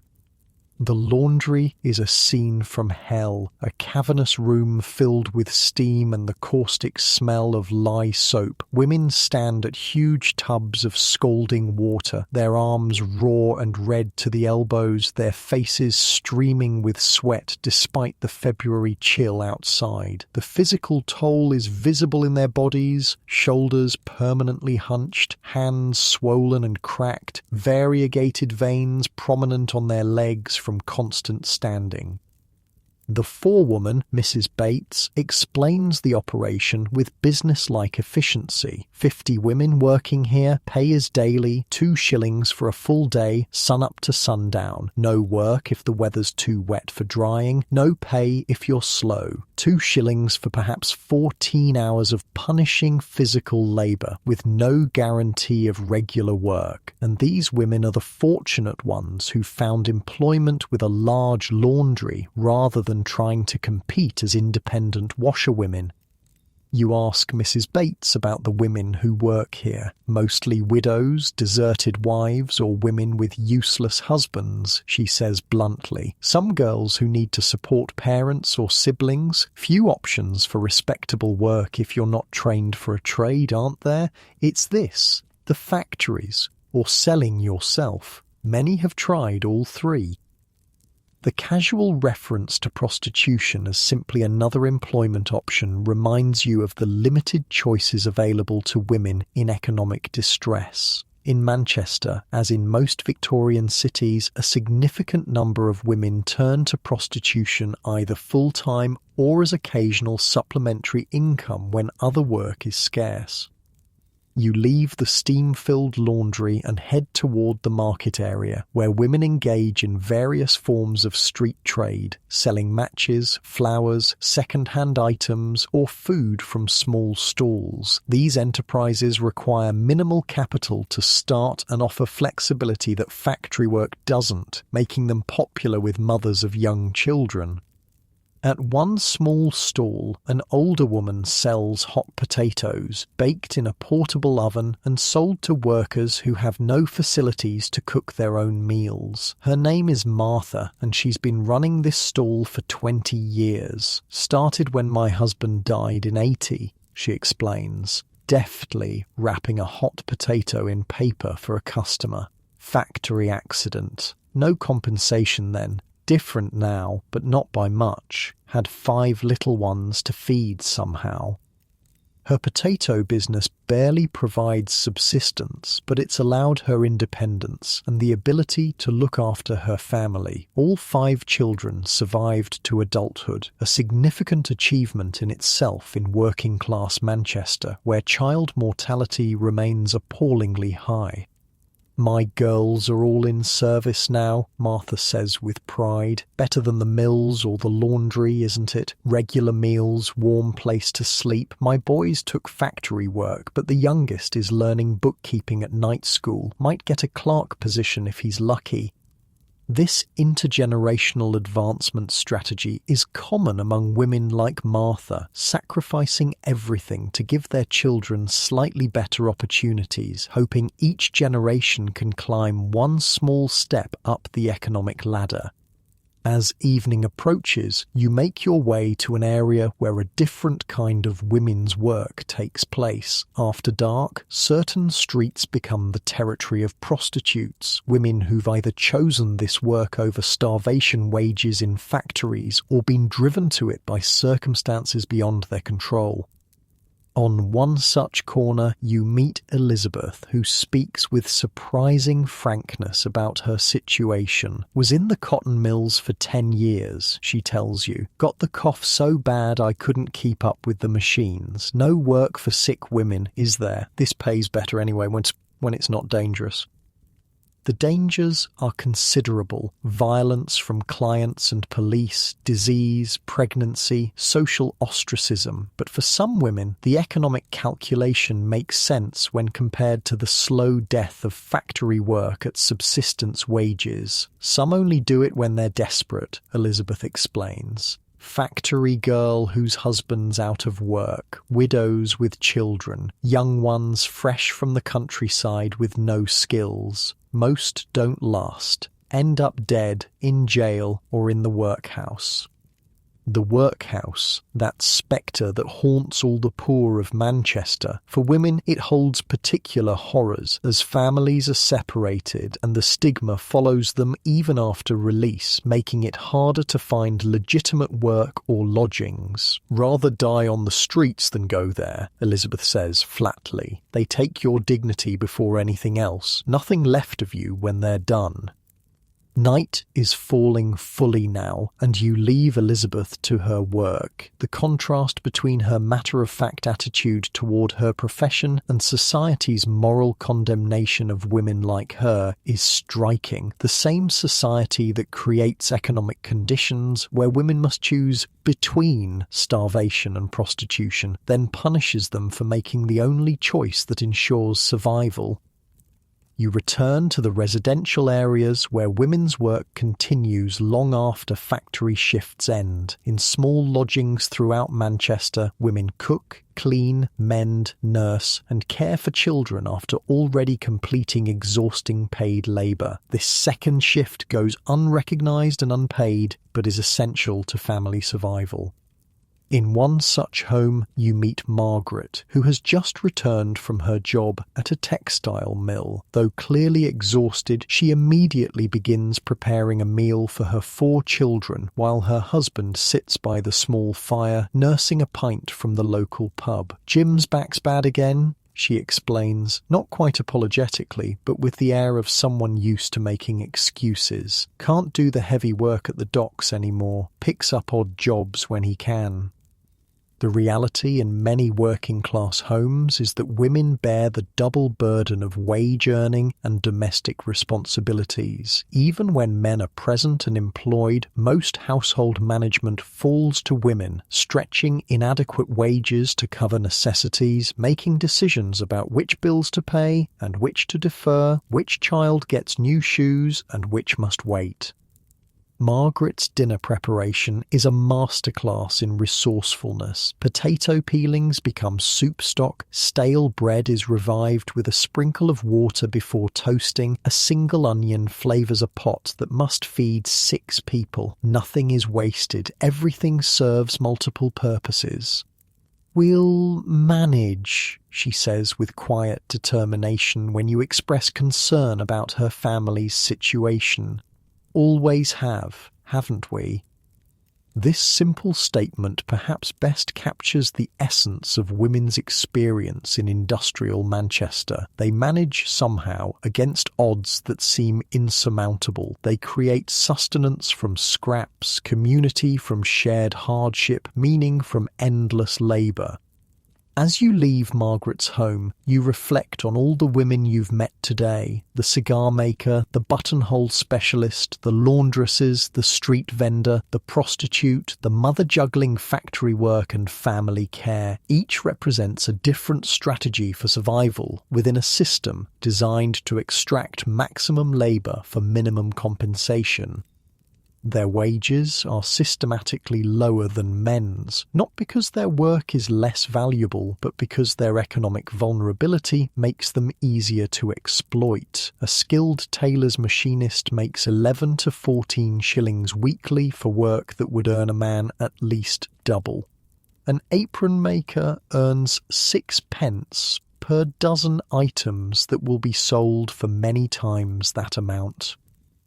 Yet within these constraints, women have created networks of mutual support that make survival possible. They share childcare, food, heat, information, and emotional support. They develop complex economic strategies involving credit, bartering, collective purchasing, and resource pooling. They prioritize their children's advancement over their own comfort. As darkness settles over Manchester, these networks continue their invisible operation, women moving between homes to check on elderly neighbours, sharing leftover food, minding children so others can take evening work, teaching young girls the survival skills they'll need all too soon. The factories may drive Manchester's formal economy, but women's unpaid labour and mutual aid create the conditions that make industrial capitalism possible, reproducing the workforce, maintaining households, stretching wages that were never intended to support families, and absorbing the shocks of economic fluctuation. Tomorrow you'll explore other aspects of Manchester life, but tonight you carry with you a deeper understanding of how women navigate this industrial landscape, not as passive victims but as active strategists in the daily battle for survival. Dawn brings a chorus of coughing across Manchester's slums. The sound echoes from open windows and thin walls, deep, wet, rattling coughs that speak of damaged lungs and chronic illness. It's the soundtrack of industrial life, as much a part of the city as the factory whistles and clanging machinery. You wake to this symphony of sickness, your own chest tight from just a few days of breathing Manchester's air. It makes you think about your clean bedroom back home, where the air doesn't taste of coal and chemicals. The people here never get that respite. Their lungs are under constant assault from the moment of birth. Today, you're determined to understand the physical toll of Manchester life, the diseases, the medical care, or lack thereof, and how people cope with illness when stopping work means starvation. Your guide for the day is Dr. Harrison, a young physician who works at a charitable dispensary in Ancoats. You meet him as he begins his morning rounds, medical bag in hand, already looking exhausted though the day has barely begun. Been up all night with a diphtheria case, he explains, stifling a yawn. Little girl, 5 years old, didn't make it. Third one this month in the same building. Diphtheria is just one of the many infectious diseases that ravage Manchester's poor districts. Typhoid, cholera, tuberculosis, scarlet fever, smallpox all find perfect breeding conditions in the overcrowded, unsanitary lodgings where families are packed together without adequate water or sewage systems. The medical challenges here are overwhelming, Dr. Harrison tells you as you walk together through morning streets already thick with smoke. It's not just treating disease, it's fighting the conditions that cause disease in the first place. Bad water, contaminated food, overcrowding, malnutrition, industrial pollution. The people here don't stand a chance. The dispensary where Dr. Harrison works provides free or low-cost medical care to those who can't afford private physicians, which is virtually everyone in this district. It's funded by charitable donations and staffed partly by medical students gaining experience. The small waiting room is already full when you arrive, though it's not yet 8 in the morning. Men with industrial injuries, women with sick children, elderly people with chronic conditions, all waiting patiently for what might be their only chance at medical attention. A young mother holds a baby who's breathing with concerning rapidity, its tiny chest heaving with effort. An old man sits with his hands trembling uncontrollably, a symptom of years working with industrial mercury. A child of about 8 has a rash covering her face and arms, oozing and angry-looking.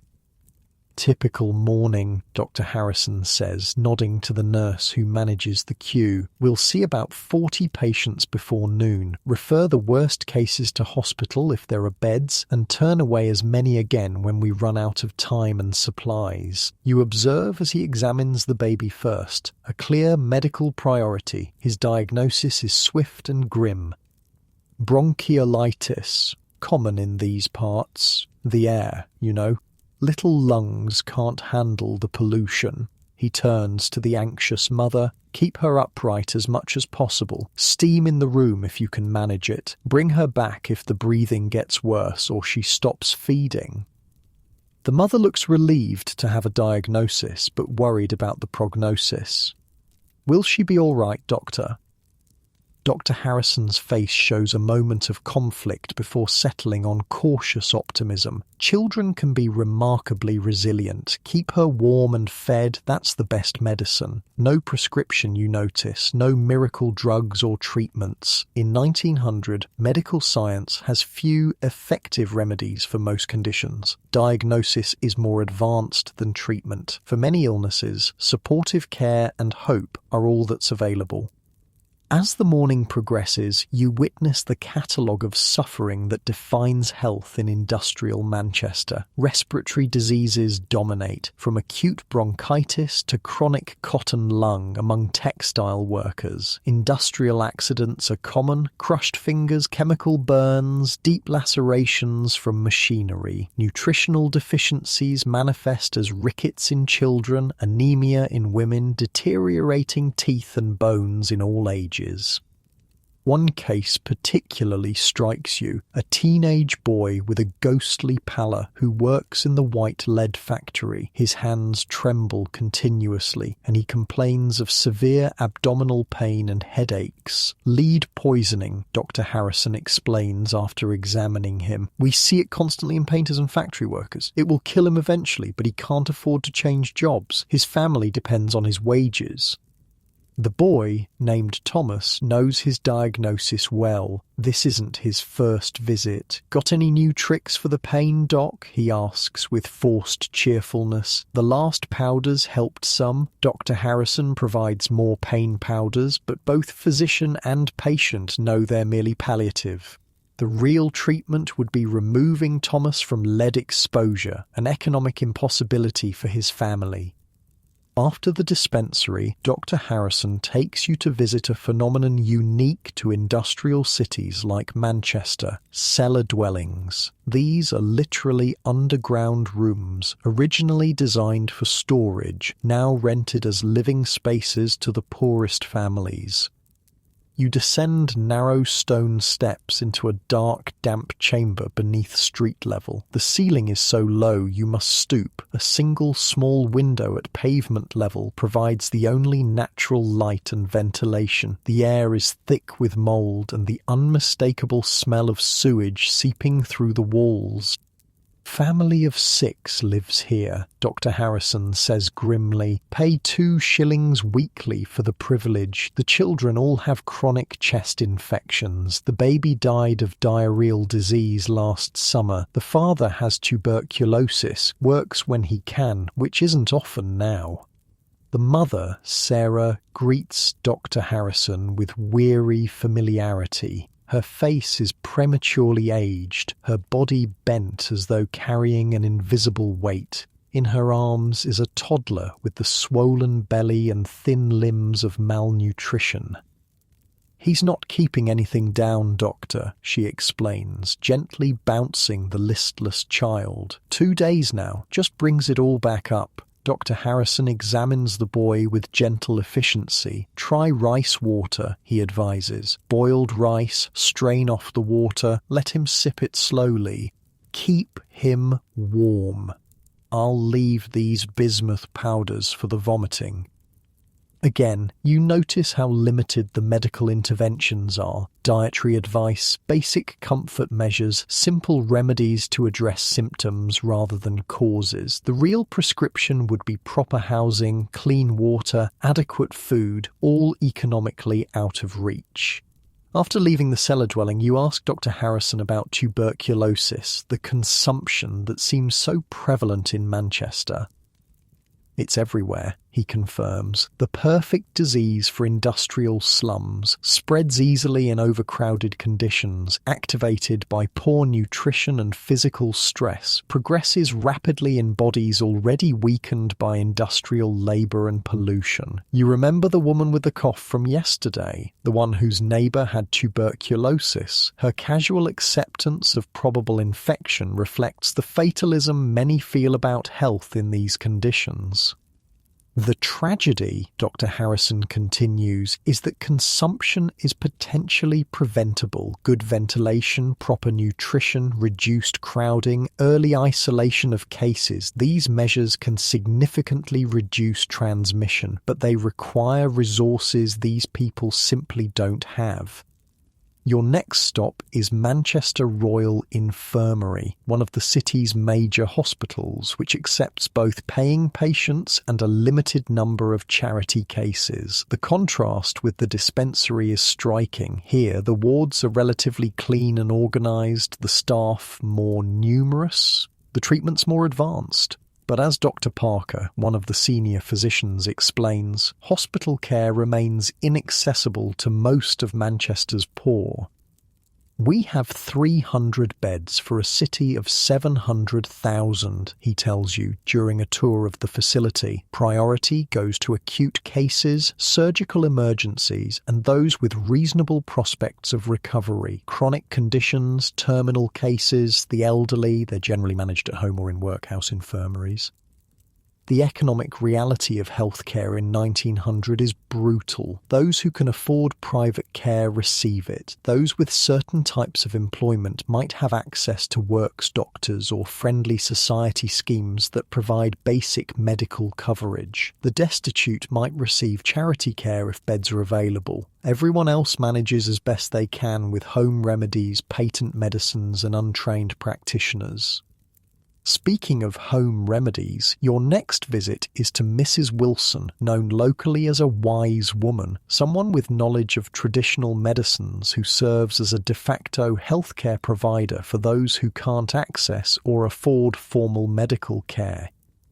Her small cottage is filled with drying herbs, bottles of tinctures and jars of salves. The air smells of mint, camphor, and something sharply medicinal you can't identify. Mrs. Wilson herself is older, with keen eyes and hands gnarled by arthritis, but still deft as she mixes powders at a small table. Most folks come to me first, she explains, or when the doctors can't help them. I don't charge what I can't be paid. Maybe some eggs, bit of mending, whatever they can manage. Her remedies range from genuinely effective herbal treatments to completely useless concoctions, with many falling somewhere in between. Willow bark tea for pain and fever, a natural source of salicylic acid similar to aspirin. Honey and lemon for coughs. Poultices of bread and milk for infections. Chamomile for digestive complaints. The doctors have their place, Mrs. Wilson says without rancour, but they're not always right, are they? And they can't be everywhere. People need someone who knows them, knows their families, understands their lives. There's truth in what she says. The formal medical system, limited as it is, can't possibly serve all of Manchester's poor. Informal practitioners like Mrs. Wilson fill critical gaps, providing care that combines practical experience, traditional knowledge, and community understanding. As afternoon approaches, you visit one of the most dreaded medical institutions in Manchester, a workhouse infirmary. This is where the destitute sick end up if they have nowhere else to go and no one to care for them.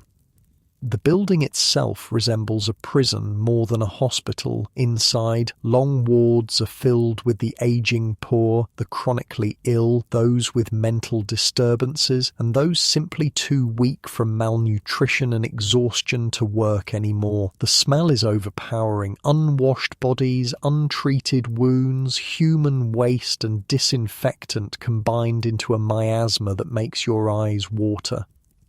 The matron who shows you around makes no attempt to sugarcoat conditions. We have one nurse for 60 patients, most of whom need significant care. The doctor visits twice weekly. We do what we can with what we have, which isn't much. The patients lie in narrow beds, many staring vacantly at the ceiling. Some moan or call out, others lie ominously still. You notice how many are elderly, worn-out workers whose bodies gave out after decades in the factories and mills.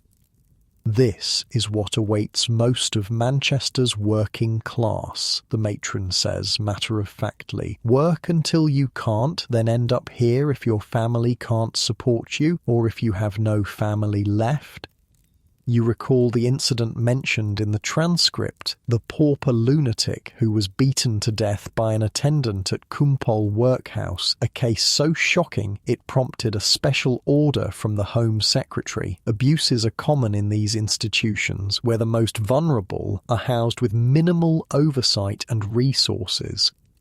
Leaving the workhouse infirmary, you feel a pressing need for fresh air. Though fresh is relative in Manchester, you head toward one of the city's parks, small green spaces that provide minimal respite from the industrial landscape.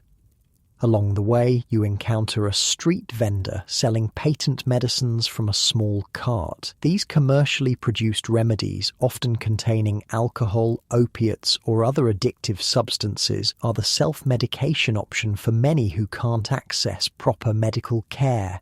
Cural tonic, the vendor calls out. Restores vitality, cleanses the blood, cures consumption, nervous debility, female complaints, only £1 a bottle. People stop to purchase these dubious remedies, desperate for something, anything, that might alleviate their suffering. Some patent medicines contain ingredients with genuine pharmacological effects, often dangerous ones. Others are completely useless but exploit the placebo effect, all profit from desperation. In the small park, you notice children playing despite the cold February air. Their games are energetic, but many show visible signs of poor health. The bowlegs of rickets, the pale complexions of anemia, the too thin frames of chronic malnutrition. They cough frequently, a reminder that even in this relatively open space, Manchester's polluted air follows them. A woman watching the children tells you she brings her son here daily for his chest. She believes the marginally cleaner air helps his chronic bronchitis. It's a small, probably ineffective intervention, but it represents the limited health measures available to mothers who can't afford to move their families to healthier environments.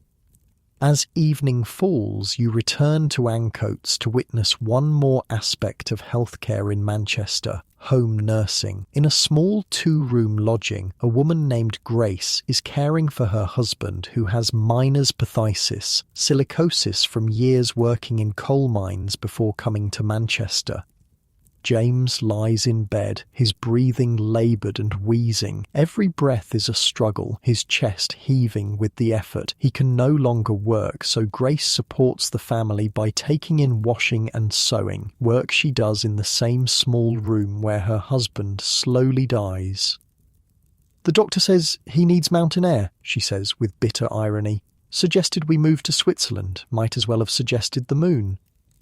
James receives a small pension from a friendly society he contributed to while working, 5 shillings weekly, barely enough for rent. They survive on Grace's earnings and their children's wages. Their daughter works at a textile mill, their son as a delivery boy. Both contribute their entire pay to the family economy.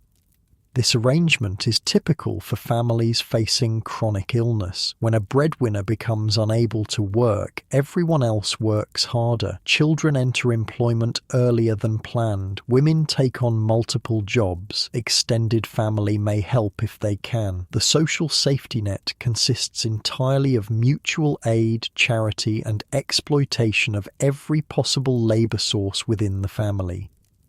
Grace shows you her daily nursing routine, turning James to prevent bed sores, preparing special broths when he can eat, administering the laudanum drops that provide his only relief from pain and air hunger. She does all this while still completing her paid work, maintaining their home and supporting her children. "You just manage, don't you?" she says when you express admiration for her resilience. "No choice in it. Don't eat, don't pay rent, end up in the workhouse. Simple as that." As night falls across Manchester, countless similar scenes play out in lodgings throughout the city. The ill are cared for by family members who themselves are often sick or exhausted. Home remedies are administered alongside whatever medical advice could be obtained. The dying are comforted as best as possible in circumstances that offer little dignity or relief. Dr. Harrison finds you outside Grace's building, having completed his evening rounds, another 12-hour day of fighting unwinnable battles against the health consequences of industrial poverty. "The real disease is the system itself," he says, looking up at the darkening sky, where factory smoke merges with the evening fog. "We treat symptoms while the cause remains untouched. All the medicine in the world can't cure what Manchester does to these people." His words stay with you as you make your way through streets now quiet except for the occasional cough echoing from open windows. The physical suffering you've witnessed today represents just one dimension of the cost of industrial capitalism. Bodies broken as surely as if by deliberate design, lives shortened by decades compared to the middle and upper classes. Yet even in this landscape of illness and premature death, you've also seen remarkable resilience, people caring for each other despite their own suffering, community networks that support the sick when formal systems fail them, small acts of mercy and kindness in circumstances that should extinguish both.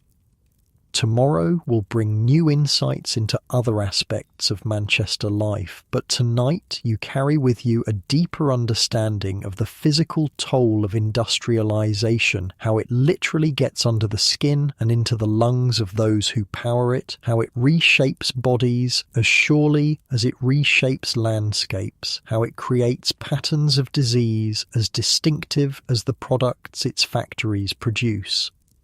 And perhaps most importantly, how people continue to fight for health and dignity even when the odds are overwhelmingly stacked against them. Mourning in Manchester begins differently depending on where you wake up. In the working class districts, it arrives with factory whistles, coughing fits, and the tramping of thousands of feet heading toward another day of labour. In the wealthy districts, it comes with the gentle knock of servants, hot breakfast served on fine china, and the rustle of newspaper pages reporting on business and empire. Today you decide to explore this contrast, to understand how Manchester's wealthy elite live in relation to the working poor who generate their fortunes. You begin in Victoria Park, one of the exclusive residential enclaves where factory owners, merchants and professionals have built their mansions. The first thing you notice is the air. It's still Manchester air, but remarkably clearer than in Angel Meadow or Ancoats. This is by design. The wealthy built their homes upwind of the factories, ensuring that the smoke and effluvia flow away from, not toward, their residences. Geography becomes a physical manifestation of class division, clean air for those who can afford it, pollution for those who cannot. The houses themselves are impressive, large Victorian villas set back from tree-lined streets surrounded by gardens and decorative iron fences. Servants move purposefully between houses and shops, conducting the daily business that maintains these comfortable lives. Carriages come and go, their well-groomed horses a stark contrast to the skeletal nags that pull carts in the poorer districts. Outside one particularly grand residence, you notice a man preparing to leave for the day, clearly the master of the house. His clothing is impeccable, his bearing confident. A servant holds the carriage door as he enters, then hands him a newspaper and what appears to be a business ledger. You follow at a discreet distance as the carriage heads toward the commercial district. This is your opportunity to witness how the other half of Manchester lives, or more accurately, how the top 5% lives, since true wealth is concentrated in remarkably few hands. The carriage stops outside a grand building in the heart of Manchester's business district. The sign identifies it as the headquarters of Drummond & Sons cotton exporters. This, then, is a cotton merchant, one of the key players in the industry that gives Manchester its nickname of Cottonopolis. You continue your exploration of the commercial and civic centre of Manchester. The architecture here tells its own story of wealth and power, imposing stone buildings with classical facades designed to project permanence and authority, banks, insurance companies, commodity exchanges, government offices, the infrastructure of commerce and control.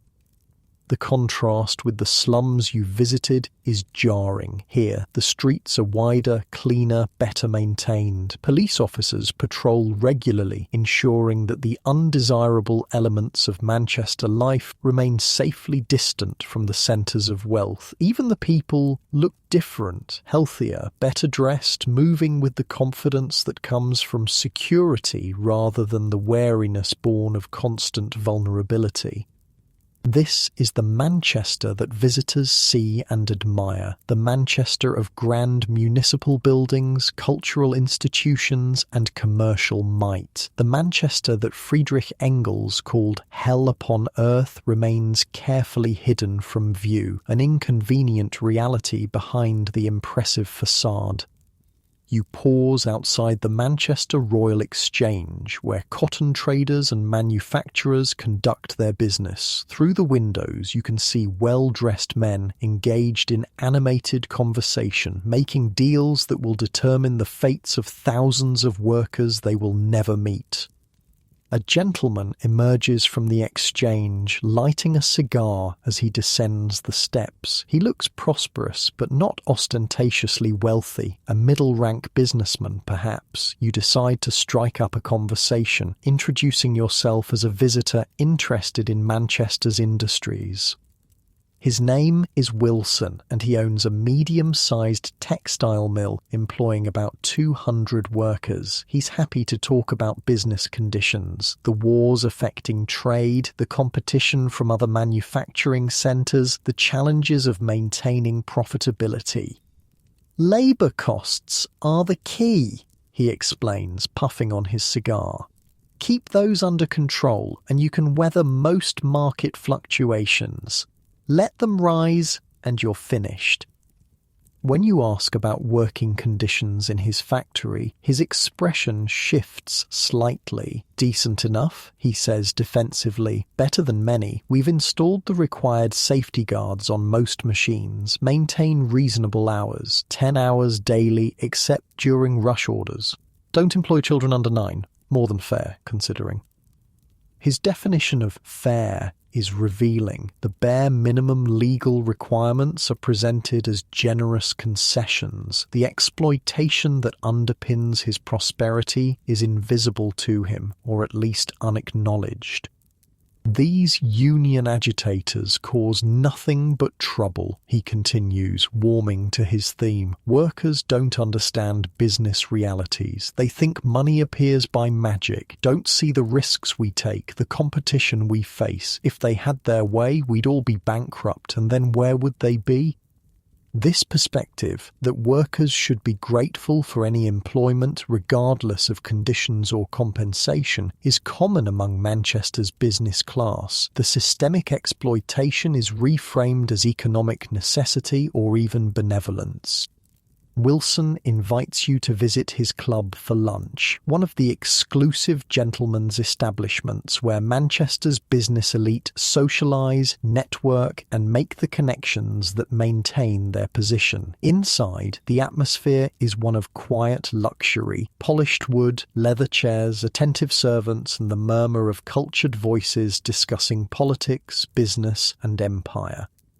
The lunch itself would feed a working family for days, multiple courses served on fine china, accompanied by wine and followed by port and cigars. The conversation ranges widely, but never touches on the conditions of the workers who make this lifestyle possible. They are as invisible here as the servants who silently refill glasses and remove plates.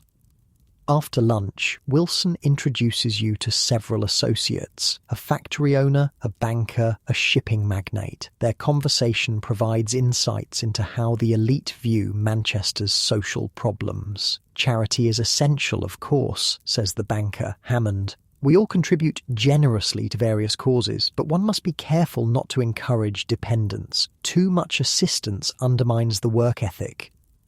The Wesleyan mission does excellent work, adds Wilson. Practical help for those willing to help themselves. That's the key, distinguishing between the deserving and undeserving poor. This distinction is central to Victorian charity. The deserving poor are those whose poverty results from misfortune despite their moral virtue and work ethic. The undeserving are those deemed responsible for their own poverty through moral failings like drinking, gambling, or simple laziness. This framework allows the wealthy to provide limited assistance while maintaining the fundamental inequalities of the system. The workers' own habits are their worst enemy, says Jackson, the factory owner. Drinking, gambling, improvidence. Give them higher wages and they just waste it. Better to keep them on tight margins. Encourages discipline. You think of the people you've met in Angel Meadow and Ancoats, their desperate calculations to stretch inadequate wages, their mutual support networks, their exhausting labour. How different from this comfortable assessment of their character flaws as the cause of their poverty. As the afternoon progresses, you excuse yourself from the club and head toward another part of prosperous Manchester, the philanthropic institutions established by wealthy donors to address social problems.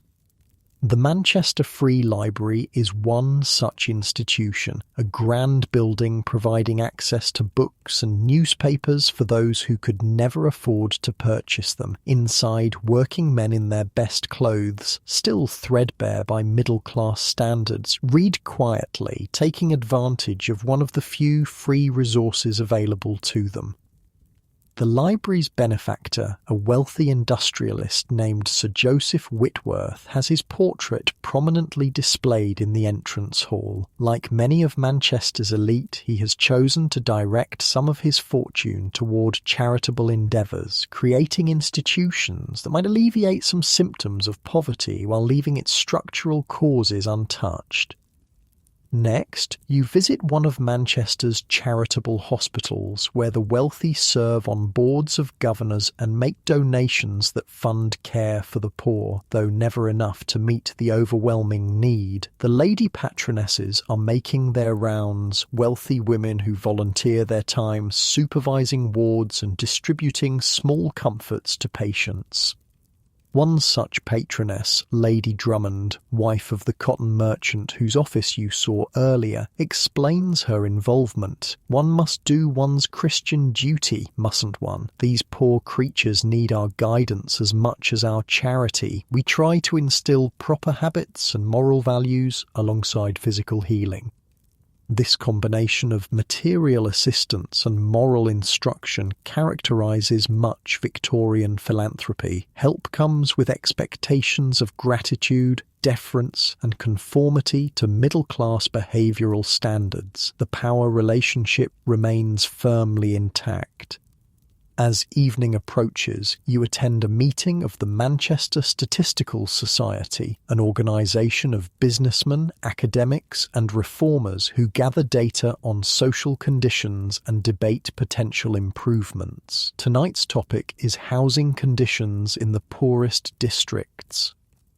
The presenter, Professor Ackroyd, displays charts showing the correlation between overcrowding and disease rates. His language is technical, academic. The human suffering represented by his statistics is abstracted into data points and trend lines. Still, the information is compelling and appears to genuinely disturb some audience members who may never have visited the areas under discussion. During the subsequent debate, you observe the range of elite opinions about Manchester's social problems. Some argue for purely private, charitable solutions. Others advocate limited government intervention through building regulations or public health measures. A few more radical voices suggest that the entire economic system might require restructuring. One such voice belongs to a young factory owner named Robert Phillips. "Gentlemen," he says, rising to address the room, "we cannot continue as we are. The conditions in Angel Meadow and similar districts are not merely unfortunate, they are immoral, and increasingly, they are dangerous to all of us." Murmurs of disagreement ripple through the audience, but Phillips continues, "We pride ourselves on Manchester's prosperity, while thousands live in conditions we wouldn't tolerate for our horses. This level of inequality is not sustainable. If we do not address it voluntarily through meaningful reforms, it will eventually be addressed for us through social unrest or worse." This perspective, that extreme inequality might threaten the stability of the entire system, represents a growing awareness among some of the more thoughtful members of Manchester's elite. Self-interest, if not moral concern, might eventually compel changes to the industrial order. After the meeting, you speak briefly with Phillips. Unlike many of his peers, he has actually visited the slums himself rather than relying on reports and statistics. This direct experience has clearly affected him deeply. "I inherited my factory from my father," he explains. "Never questioned the system until I saw where my workers lived. Now I can't unsee it. We're trying some experiments. Higher wages, better housing, profit-sharing schemes. My fellow manufacturers think I'm mad, but productivity is up. Turnover is down. It may be that treating workers as humans is good business as well as good ethics."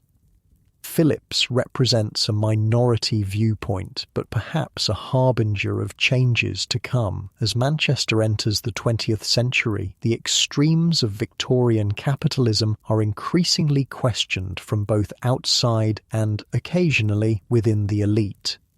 As night falls, you make your way back toward the working-class districts. The transition is both gradual and stark. Streets become narrower and dirtier, buildings more decrepit, faces more worn. Police presence diminishes, the infrastructure of comfort and control recedes. This spatial segregation is no accident. Manchester is designed to keep its different social classes separate, allowing the wealthy to remain largely insulated from the consequences of the system that benefits them. They can visit the slums as charitable patrons or social investigators, but they return each night to districts where such conditions are literally unimaginable. You pass a group of well-dressed young men emerging from a cab, slumming adventurers from the wealthy districts out for an evening's entertainment in the notorious pubs of Angel Meadow. For them, the poverty and desperation are exotic attractions to be briefly sampled before returning to safety and comfort. Near the boundary between commercial and working-class Manchester, you notice a substantial building with light still showing in the upper windows despite the late hour. A sign identifies it as the offices of the Manchester Guardian newspaper. Inside, journalists and editors are preparing tomorrow's edition. Among them is a man clearly working on a special investigation, his desk covered with notes and his face showing the strain of someone grappling with difficult truths. This, you learn, is a colleague of Robert Sherard, another journalist documenting conditions in Manchester's poorest districts. Like Sherard, he has spent time undercover, living in common lodging houses, eating the food of the poor, talking directly with those who suffer most under the industrial system. The hardest part, he tells you when you introduce yourself and express interest in his work, is getting people to care. The facts have been available for decades. Engels wrote about these conditions in the 1840s. Government reports have documented them, journalists have exposed them, and yet they persist. He shuffles through his notes, interviews with workers, descriptions of housing conditions, statistics on wages and prices. The comfortable classes don't want to know, he continues. It disrupts their sense of Manchester as a triumph of progress and industry. Easier to blame the poor for their own suffering than to question the system that creates both extreme wealth and extreme poverty. His work, like Sherard's, represents another approach to bridging Manchester's divided worlds, using journalism to make the invisible visible, to force the comfortable to confront the realities they prefer to ignore. As you finally return to the lodging house where you've been staying, you reflect on the city's stark contrasts. Manchester contains multiple realities that barely intersect. The Manchester of grand commercial buildings and comfortable suburbs, the Manchester of respectable working-class neighbourhoods struggling for stability, the Manchester of desperate poverty in places like Angel Meadow. These separate Manchesters exist in relation to each other, the wealth of one built directly on the exploited labour of another, yet the connections remain largely unacknowledged by those who benefit most from the arrangement. Still, you've also seen signs of potential change. Journalists exposing conditions, reformers gathering data, the occasional industrialist questioning the status quo, workers organising to demand better treatment. Manchester in 1900 stands at a crossroads, with the worst excesses of Victorian capitalism increasingly challenged, but still firmly in place. Tomorrow will bring your final day of exploration in this complex, terrible, fascinating city, a chance to understand how all these elements interact and what they might tell us about where industrial society is heading. But for tonight, you return to the uncomfortable realities of a lodging housebed, still processing the stark divisions that define life in the workshop of the world. Dawn on your final day in Manchester brings a rare meteorological event, actual sunshine breaking through the perpetual haze of smoke and fog. The light reveals the city in a different aspect, the red brick buildings momentarily glowing with unexpected warmth, the grime and decay temporarily gilded. You take it as an invitation to reflect on what you've witnessed over these past days. The hardship, yes, but also the resilience, the community, the ways people create meaning and even find joy in the harshest circumstances. Today, you want to understand not just how people survive in Manchester, but how they live, how they mark the passages of life from birth to death, how they celebrate, mourn, love, and dream in the shadow of the smokestacks. Your guide for this final exploration is Martha, the potato seller you met earlier. At 65, she's lived through nearly the entire Victorian era in Manchester and has witnessed the city's transformation from a relatively small town to the industrial colossus it is in 1900. Born here when Victoria was just a girl herself, she tells you as you walk together through streets now bustling with morning activity. Seen it all, haven't I? Good times, bad times, mostly bad for folk like us, but we made our own good when we could.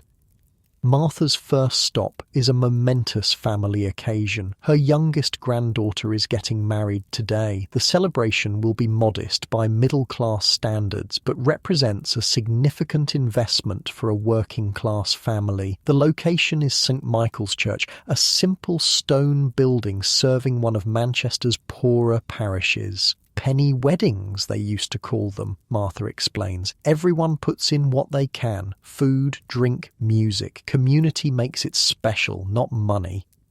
Inside the church, the wedding party is gathering. The bride, Mary, wears a dress that's been carefully altered from her mother's, which was itself passed down from an older sister. She carries flowers from the small garden her father tends behind their lodgings, cultivated in polluted soil, but blooming defiantly nonetheless. The groom, William, works in one of the textile mills. He saved for 3 years to afford this day and the small room they'll rent afterward. His face shows the strain of industrial labour. He's only 22, but could pass for 30. Yet today it's transformed by nervous joy. Family members arrive in their best clothes, outfits carefully preserved for special occasions, mended and altered over years of use. Many show signs of the physical toll exacted by industrial work, men with missing fingers from machinery accidents, women with the curved spines of those who've spent decades bent over sewing machines, children already developing the hollow chests of incipient respiratory disease. Yet the mood is genuinely celebratory. These moments of community ritual provide essential counterpoints to the grinding reality of daily survival. They affirm connections, create memories, mark the passages that give shape and meaning to lives often defined by relentless labour. The ceremony itself is brief but moving. The young couple exchange vows with quiet sincerity. The parish priest, Father Collins, knows the family well and speaks to their specific strengths and challenges rather than reciting generic platitudes. Marriage in Manchester is an act of courage, he tells the couple. Every day will test your commitment, but what you build together will be stronger for having weathered these tests. After the ceremony comes the celebration, held in the church hall because no one's home is large enough to accommodate the extended family and neighbours who participate. Tables are laden with food contributed by everyone attending: meat pies, sausages, bread, cheese, vegetables from small garden plots, homemade beer and cider. Musicians appear. An uncle with a fiddle, a cousin with a penny whistle, a neighbour with a battered accordion. The music they play connects these industrial workers to rural traditions many of their families left behind when they came to Manchester for factory work. As people eat, drink, and eventually dance, you notice how physical hardship temporarily recedes. Bodies bent by labour straighten in dance, faces lined with exhaustion brighten with laughter. The weight of Manchester life is briefly but significantly lightened. Best part of being poor is knowing who your true family is, Martha says, watching the celebration with evident satisfaction. Rich folk, they've got their servants and their social circles, but it's all for show, isn't it? When times are hard, who stands by them? We've got nothing but each other, but that's everything when it matters. This observation captures something essential about community in Manchester's working-class districts. The mutual support networks aren't just economic survival strategies. They're the foundation of emotional and social resilience. They provide context and meaning that transcends the harshness of material conditions. After the wedding celebration begins in earnest, Martha takes you to witness another life passage, this one more sombre. In a small house in Ancoats, a neighbourhood child has died of diphtheria. The family is holding a wake, another community ritual that serves multiple purposes. The child, a girl named Emma, lies in a small coffin in the family's main room. She's been dressed in her best clothes with flowers placed around her. Neighbours and family have gathered to support the parents and siblings, bringing food and drink, sharing memories, helping with practical arrangements. The mother, Sarah, greets visitors with the stunned composure of someone moving through overwhelming grief. This isn't her first child lost to disease. 2 others died in infancy, but each loss carries its unique anguish. Emma loved singing, she tells visitors. Had the voice of an angel, used to make up songs about everything. The birds, the rain, her little brother, even the factory whistle. The father, John, stands more quietly at the edge of the room. His face shows the particular devastation of a working-class father, the man who labours endlessly to provide, yet couldn't protect his child from the environment that simultaneously employs and kills him and his family. Child mortality remains appallingly high in Manchester's poorest districts. Infectious diseases spread rapidly through overcrowded housing. Industrial pollution weakens young lungs. Malnutrition compromises immune systems. Yet each death is experienced not as a statistic, but as a searing personal loss. What strikes you most about the wake, however, is how the community transforms individual grief into collective care. Women take over household tasks, allowing the mother time to mourn. Men contribute to funeral expenses, which would otherwise consume a family's entire savings. Children include the deceased siblings in games and activities, providing distraction from the immediate loss. "We bury too many," Martha says quietly as you leave, "but never alone. That's something, at least." From the wake, you move to another aspect of Manchester life, leisure. Despite working weeks of 60 hours or more, people still create time and space for recreation, entertainment, and pleasure. Martha takes you to a local pub where a Sunday singing competition is underway. The pub is crowded but not rowdy. Working men and women have gathered to perform and listen to songs ranging from traditional ballads to music hall numbers to operatic arias. The quality varies widely, but the audience is both enthusiastic and critically discerning. "Manchester's always been musical," Martha explains. "Factory work is noisy, repetitive. Maybe that's why people value music so much. Reminds us we're human, not machines." A young woman takes her turn, singing a haunting folk song about lost rural homes, a theme that resonates deeply with many whose families came to Manchester from the countryside. Her voice fills the small space, momentarily transforming it from a grimy urban pub to somewhere timeless and transcendent.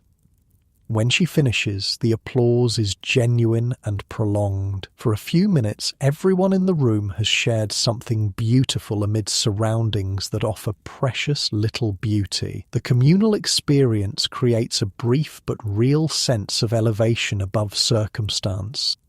This pattern, finding moments of transcendence within harsh reality, appears in various forms across Manchester. Martha shows you other examples throughout the afternoon: amateur dramatic societies performing in church halls, reading groups discussing literature in back rooms of pubs, choral societies rehearsing complex pieces in school buildings after hours. "People think we're just work and sleep and survival," Martha says, "but that's never been true. We've always made art, made music, told stories, different from fancy folk with their theatres and concert halls, but no less meaningful." As evening approaches, Martha takes you to her own small lodging for tea, a gesture of hospitality that represents significant sacrifice given her limited resources. Her room is tiny but meticulously maintained, with small touches that transform institutional space into personal home. A hand-crocheted doily on the table, a cheaply framed photograph of her late husband, a windowsill plant straining toward what little sunlight penetrates Manchester's permanent haze. 65 years in this city, she reflects as she prepares tea with careful economy using leaves that have clearly been brewed multiple times. Seen it change and stay the same, if that makes any sense. You ask what's changed and what's remained constant. Buildings got bigger, more machines, more smoke, more people crammed together. She pours tea into chipped cups with steady hands. What hasn't changed is how they see us. The factory owners, the fine folk in their big houses, still just hands to them, aren't we? Not full people. Yet Martha herself defies any attempt to reduce her to her economic function. Throughout her life, she has created meaning beyond mere survival, raising children, building community, celebrating joys, mourning losses, maintaining dignity in circumstances designed to strip it away. Found my pleasures where I could, she continues. My children, good neighbours, dancing when I was young, loved to dance, church socials, garden plot I kept for 30 years before my back gave out. Little things mostly, but they matter more than the big folk know.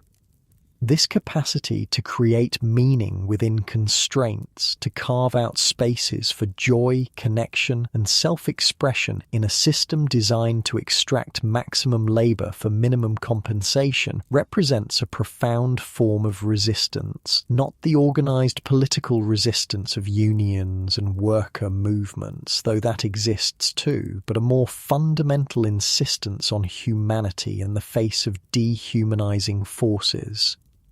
After tea, Martha walks with you through streets now settling into evening quiet. Workers have returned from factories, shops have closed, and families gather in their small lodgings for whatever evening rituals their circumstances permit.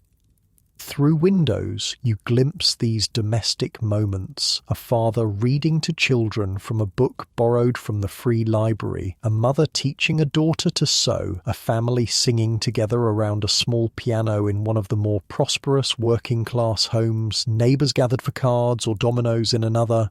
Life goes on, doesn't it? Martha says. Whatever they throw at us, that's our victory, just carrying on, making homes in hell, like Engels said, finding joy where we can.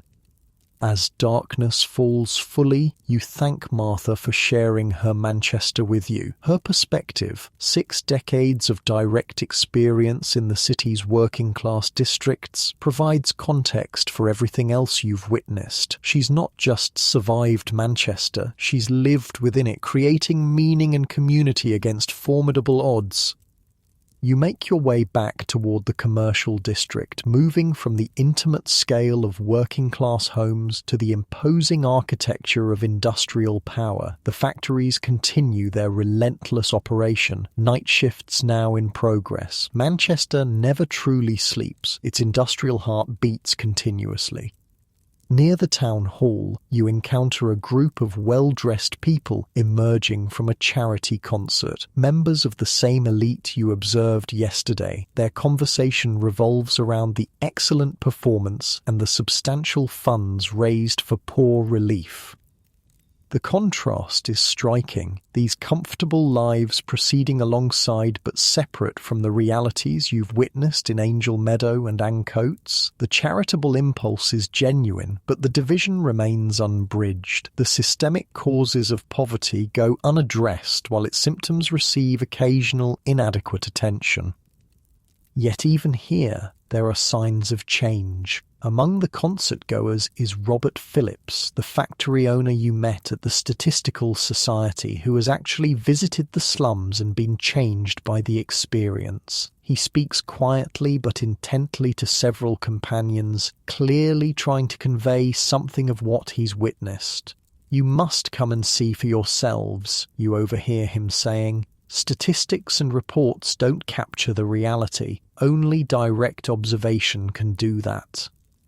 This insistence on direct engagement, on seeing the human impact of economic arrangements rather than abstracting it into data, represents a small but significant shift. Change begins with recognition, with the refusal to look away from uncomfortable truths.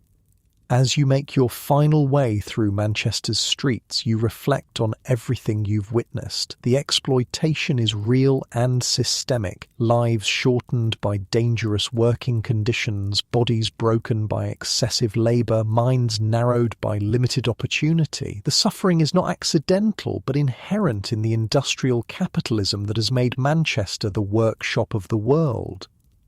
Yet the humanity persists and even flourishes in unexpected ways. People create beauty in ugly surroundings. They build communities in a system designed to isolate and divide. They find meaning beyond the economic functions assigned to them. They celebrate, mourn, love, and dream, even while struggling for basic survival. This, perhaps, is the most important lesson of Manchester in 1900, the remarkable resilience of human connection and creativity even in the most challenging circumstances. The Industrial Revolution has transformed not just production, but social relations, urban environments, and daily experience. Yet people continue to assert their full humanity within and against these transformations. As you prepare to leave this complex, terrible, fascinating city, you carry with you a deeper understanding of both industrial capitalism's devastating human costs and the countless ways people resist being reduced to mere components of the economic machine. You've seen the worst of what humans can create and the best of how they can respond to adversity. Manchester in 1900 stands at a historical crossroads. The extremes of Victorian industrial exploitation are increasingly questioned. Worker organisations are gaining strength. Social reformers are gathering evidence and proposing alternatives. Journalists are exposing conditions long hidden from public view. Even some members of the elite are beginning to recognise that change is necessary.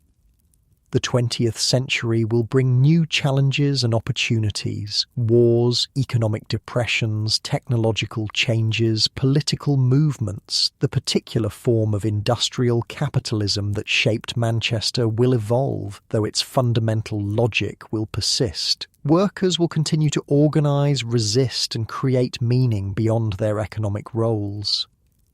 Night falls fully over the city, the countless factory chimneys silhouetted against the dark sky. The smoke merges with clouds, obscuring stars that would otherwise witness this moment in humanity's industrial experiment. Manchester sleeps, or rather, some of Manchester sleeps while the rest continues working, the great machine never fully stopping.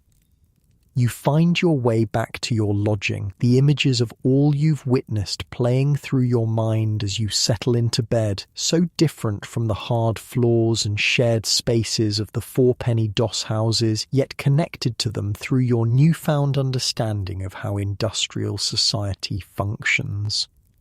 As you drift towards sleep, Martha's words return to you. Life goes on, doesn't it? Whatever they throw at us, that's our victory, just carrying on. The resilience she embodies, creating meaning, building community, finding joy amid hardship, offers a profound lesson that transcends her specific historical moment.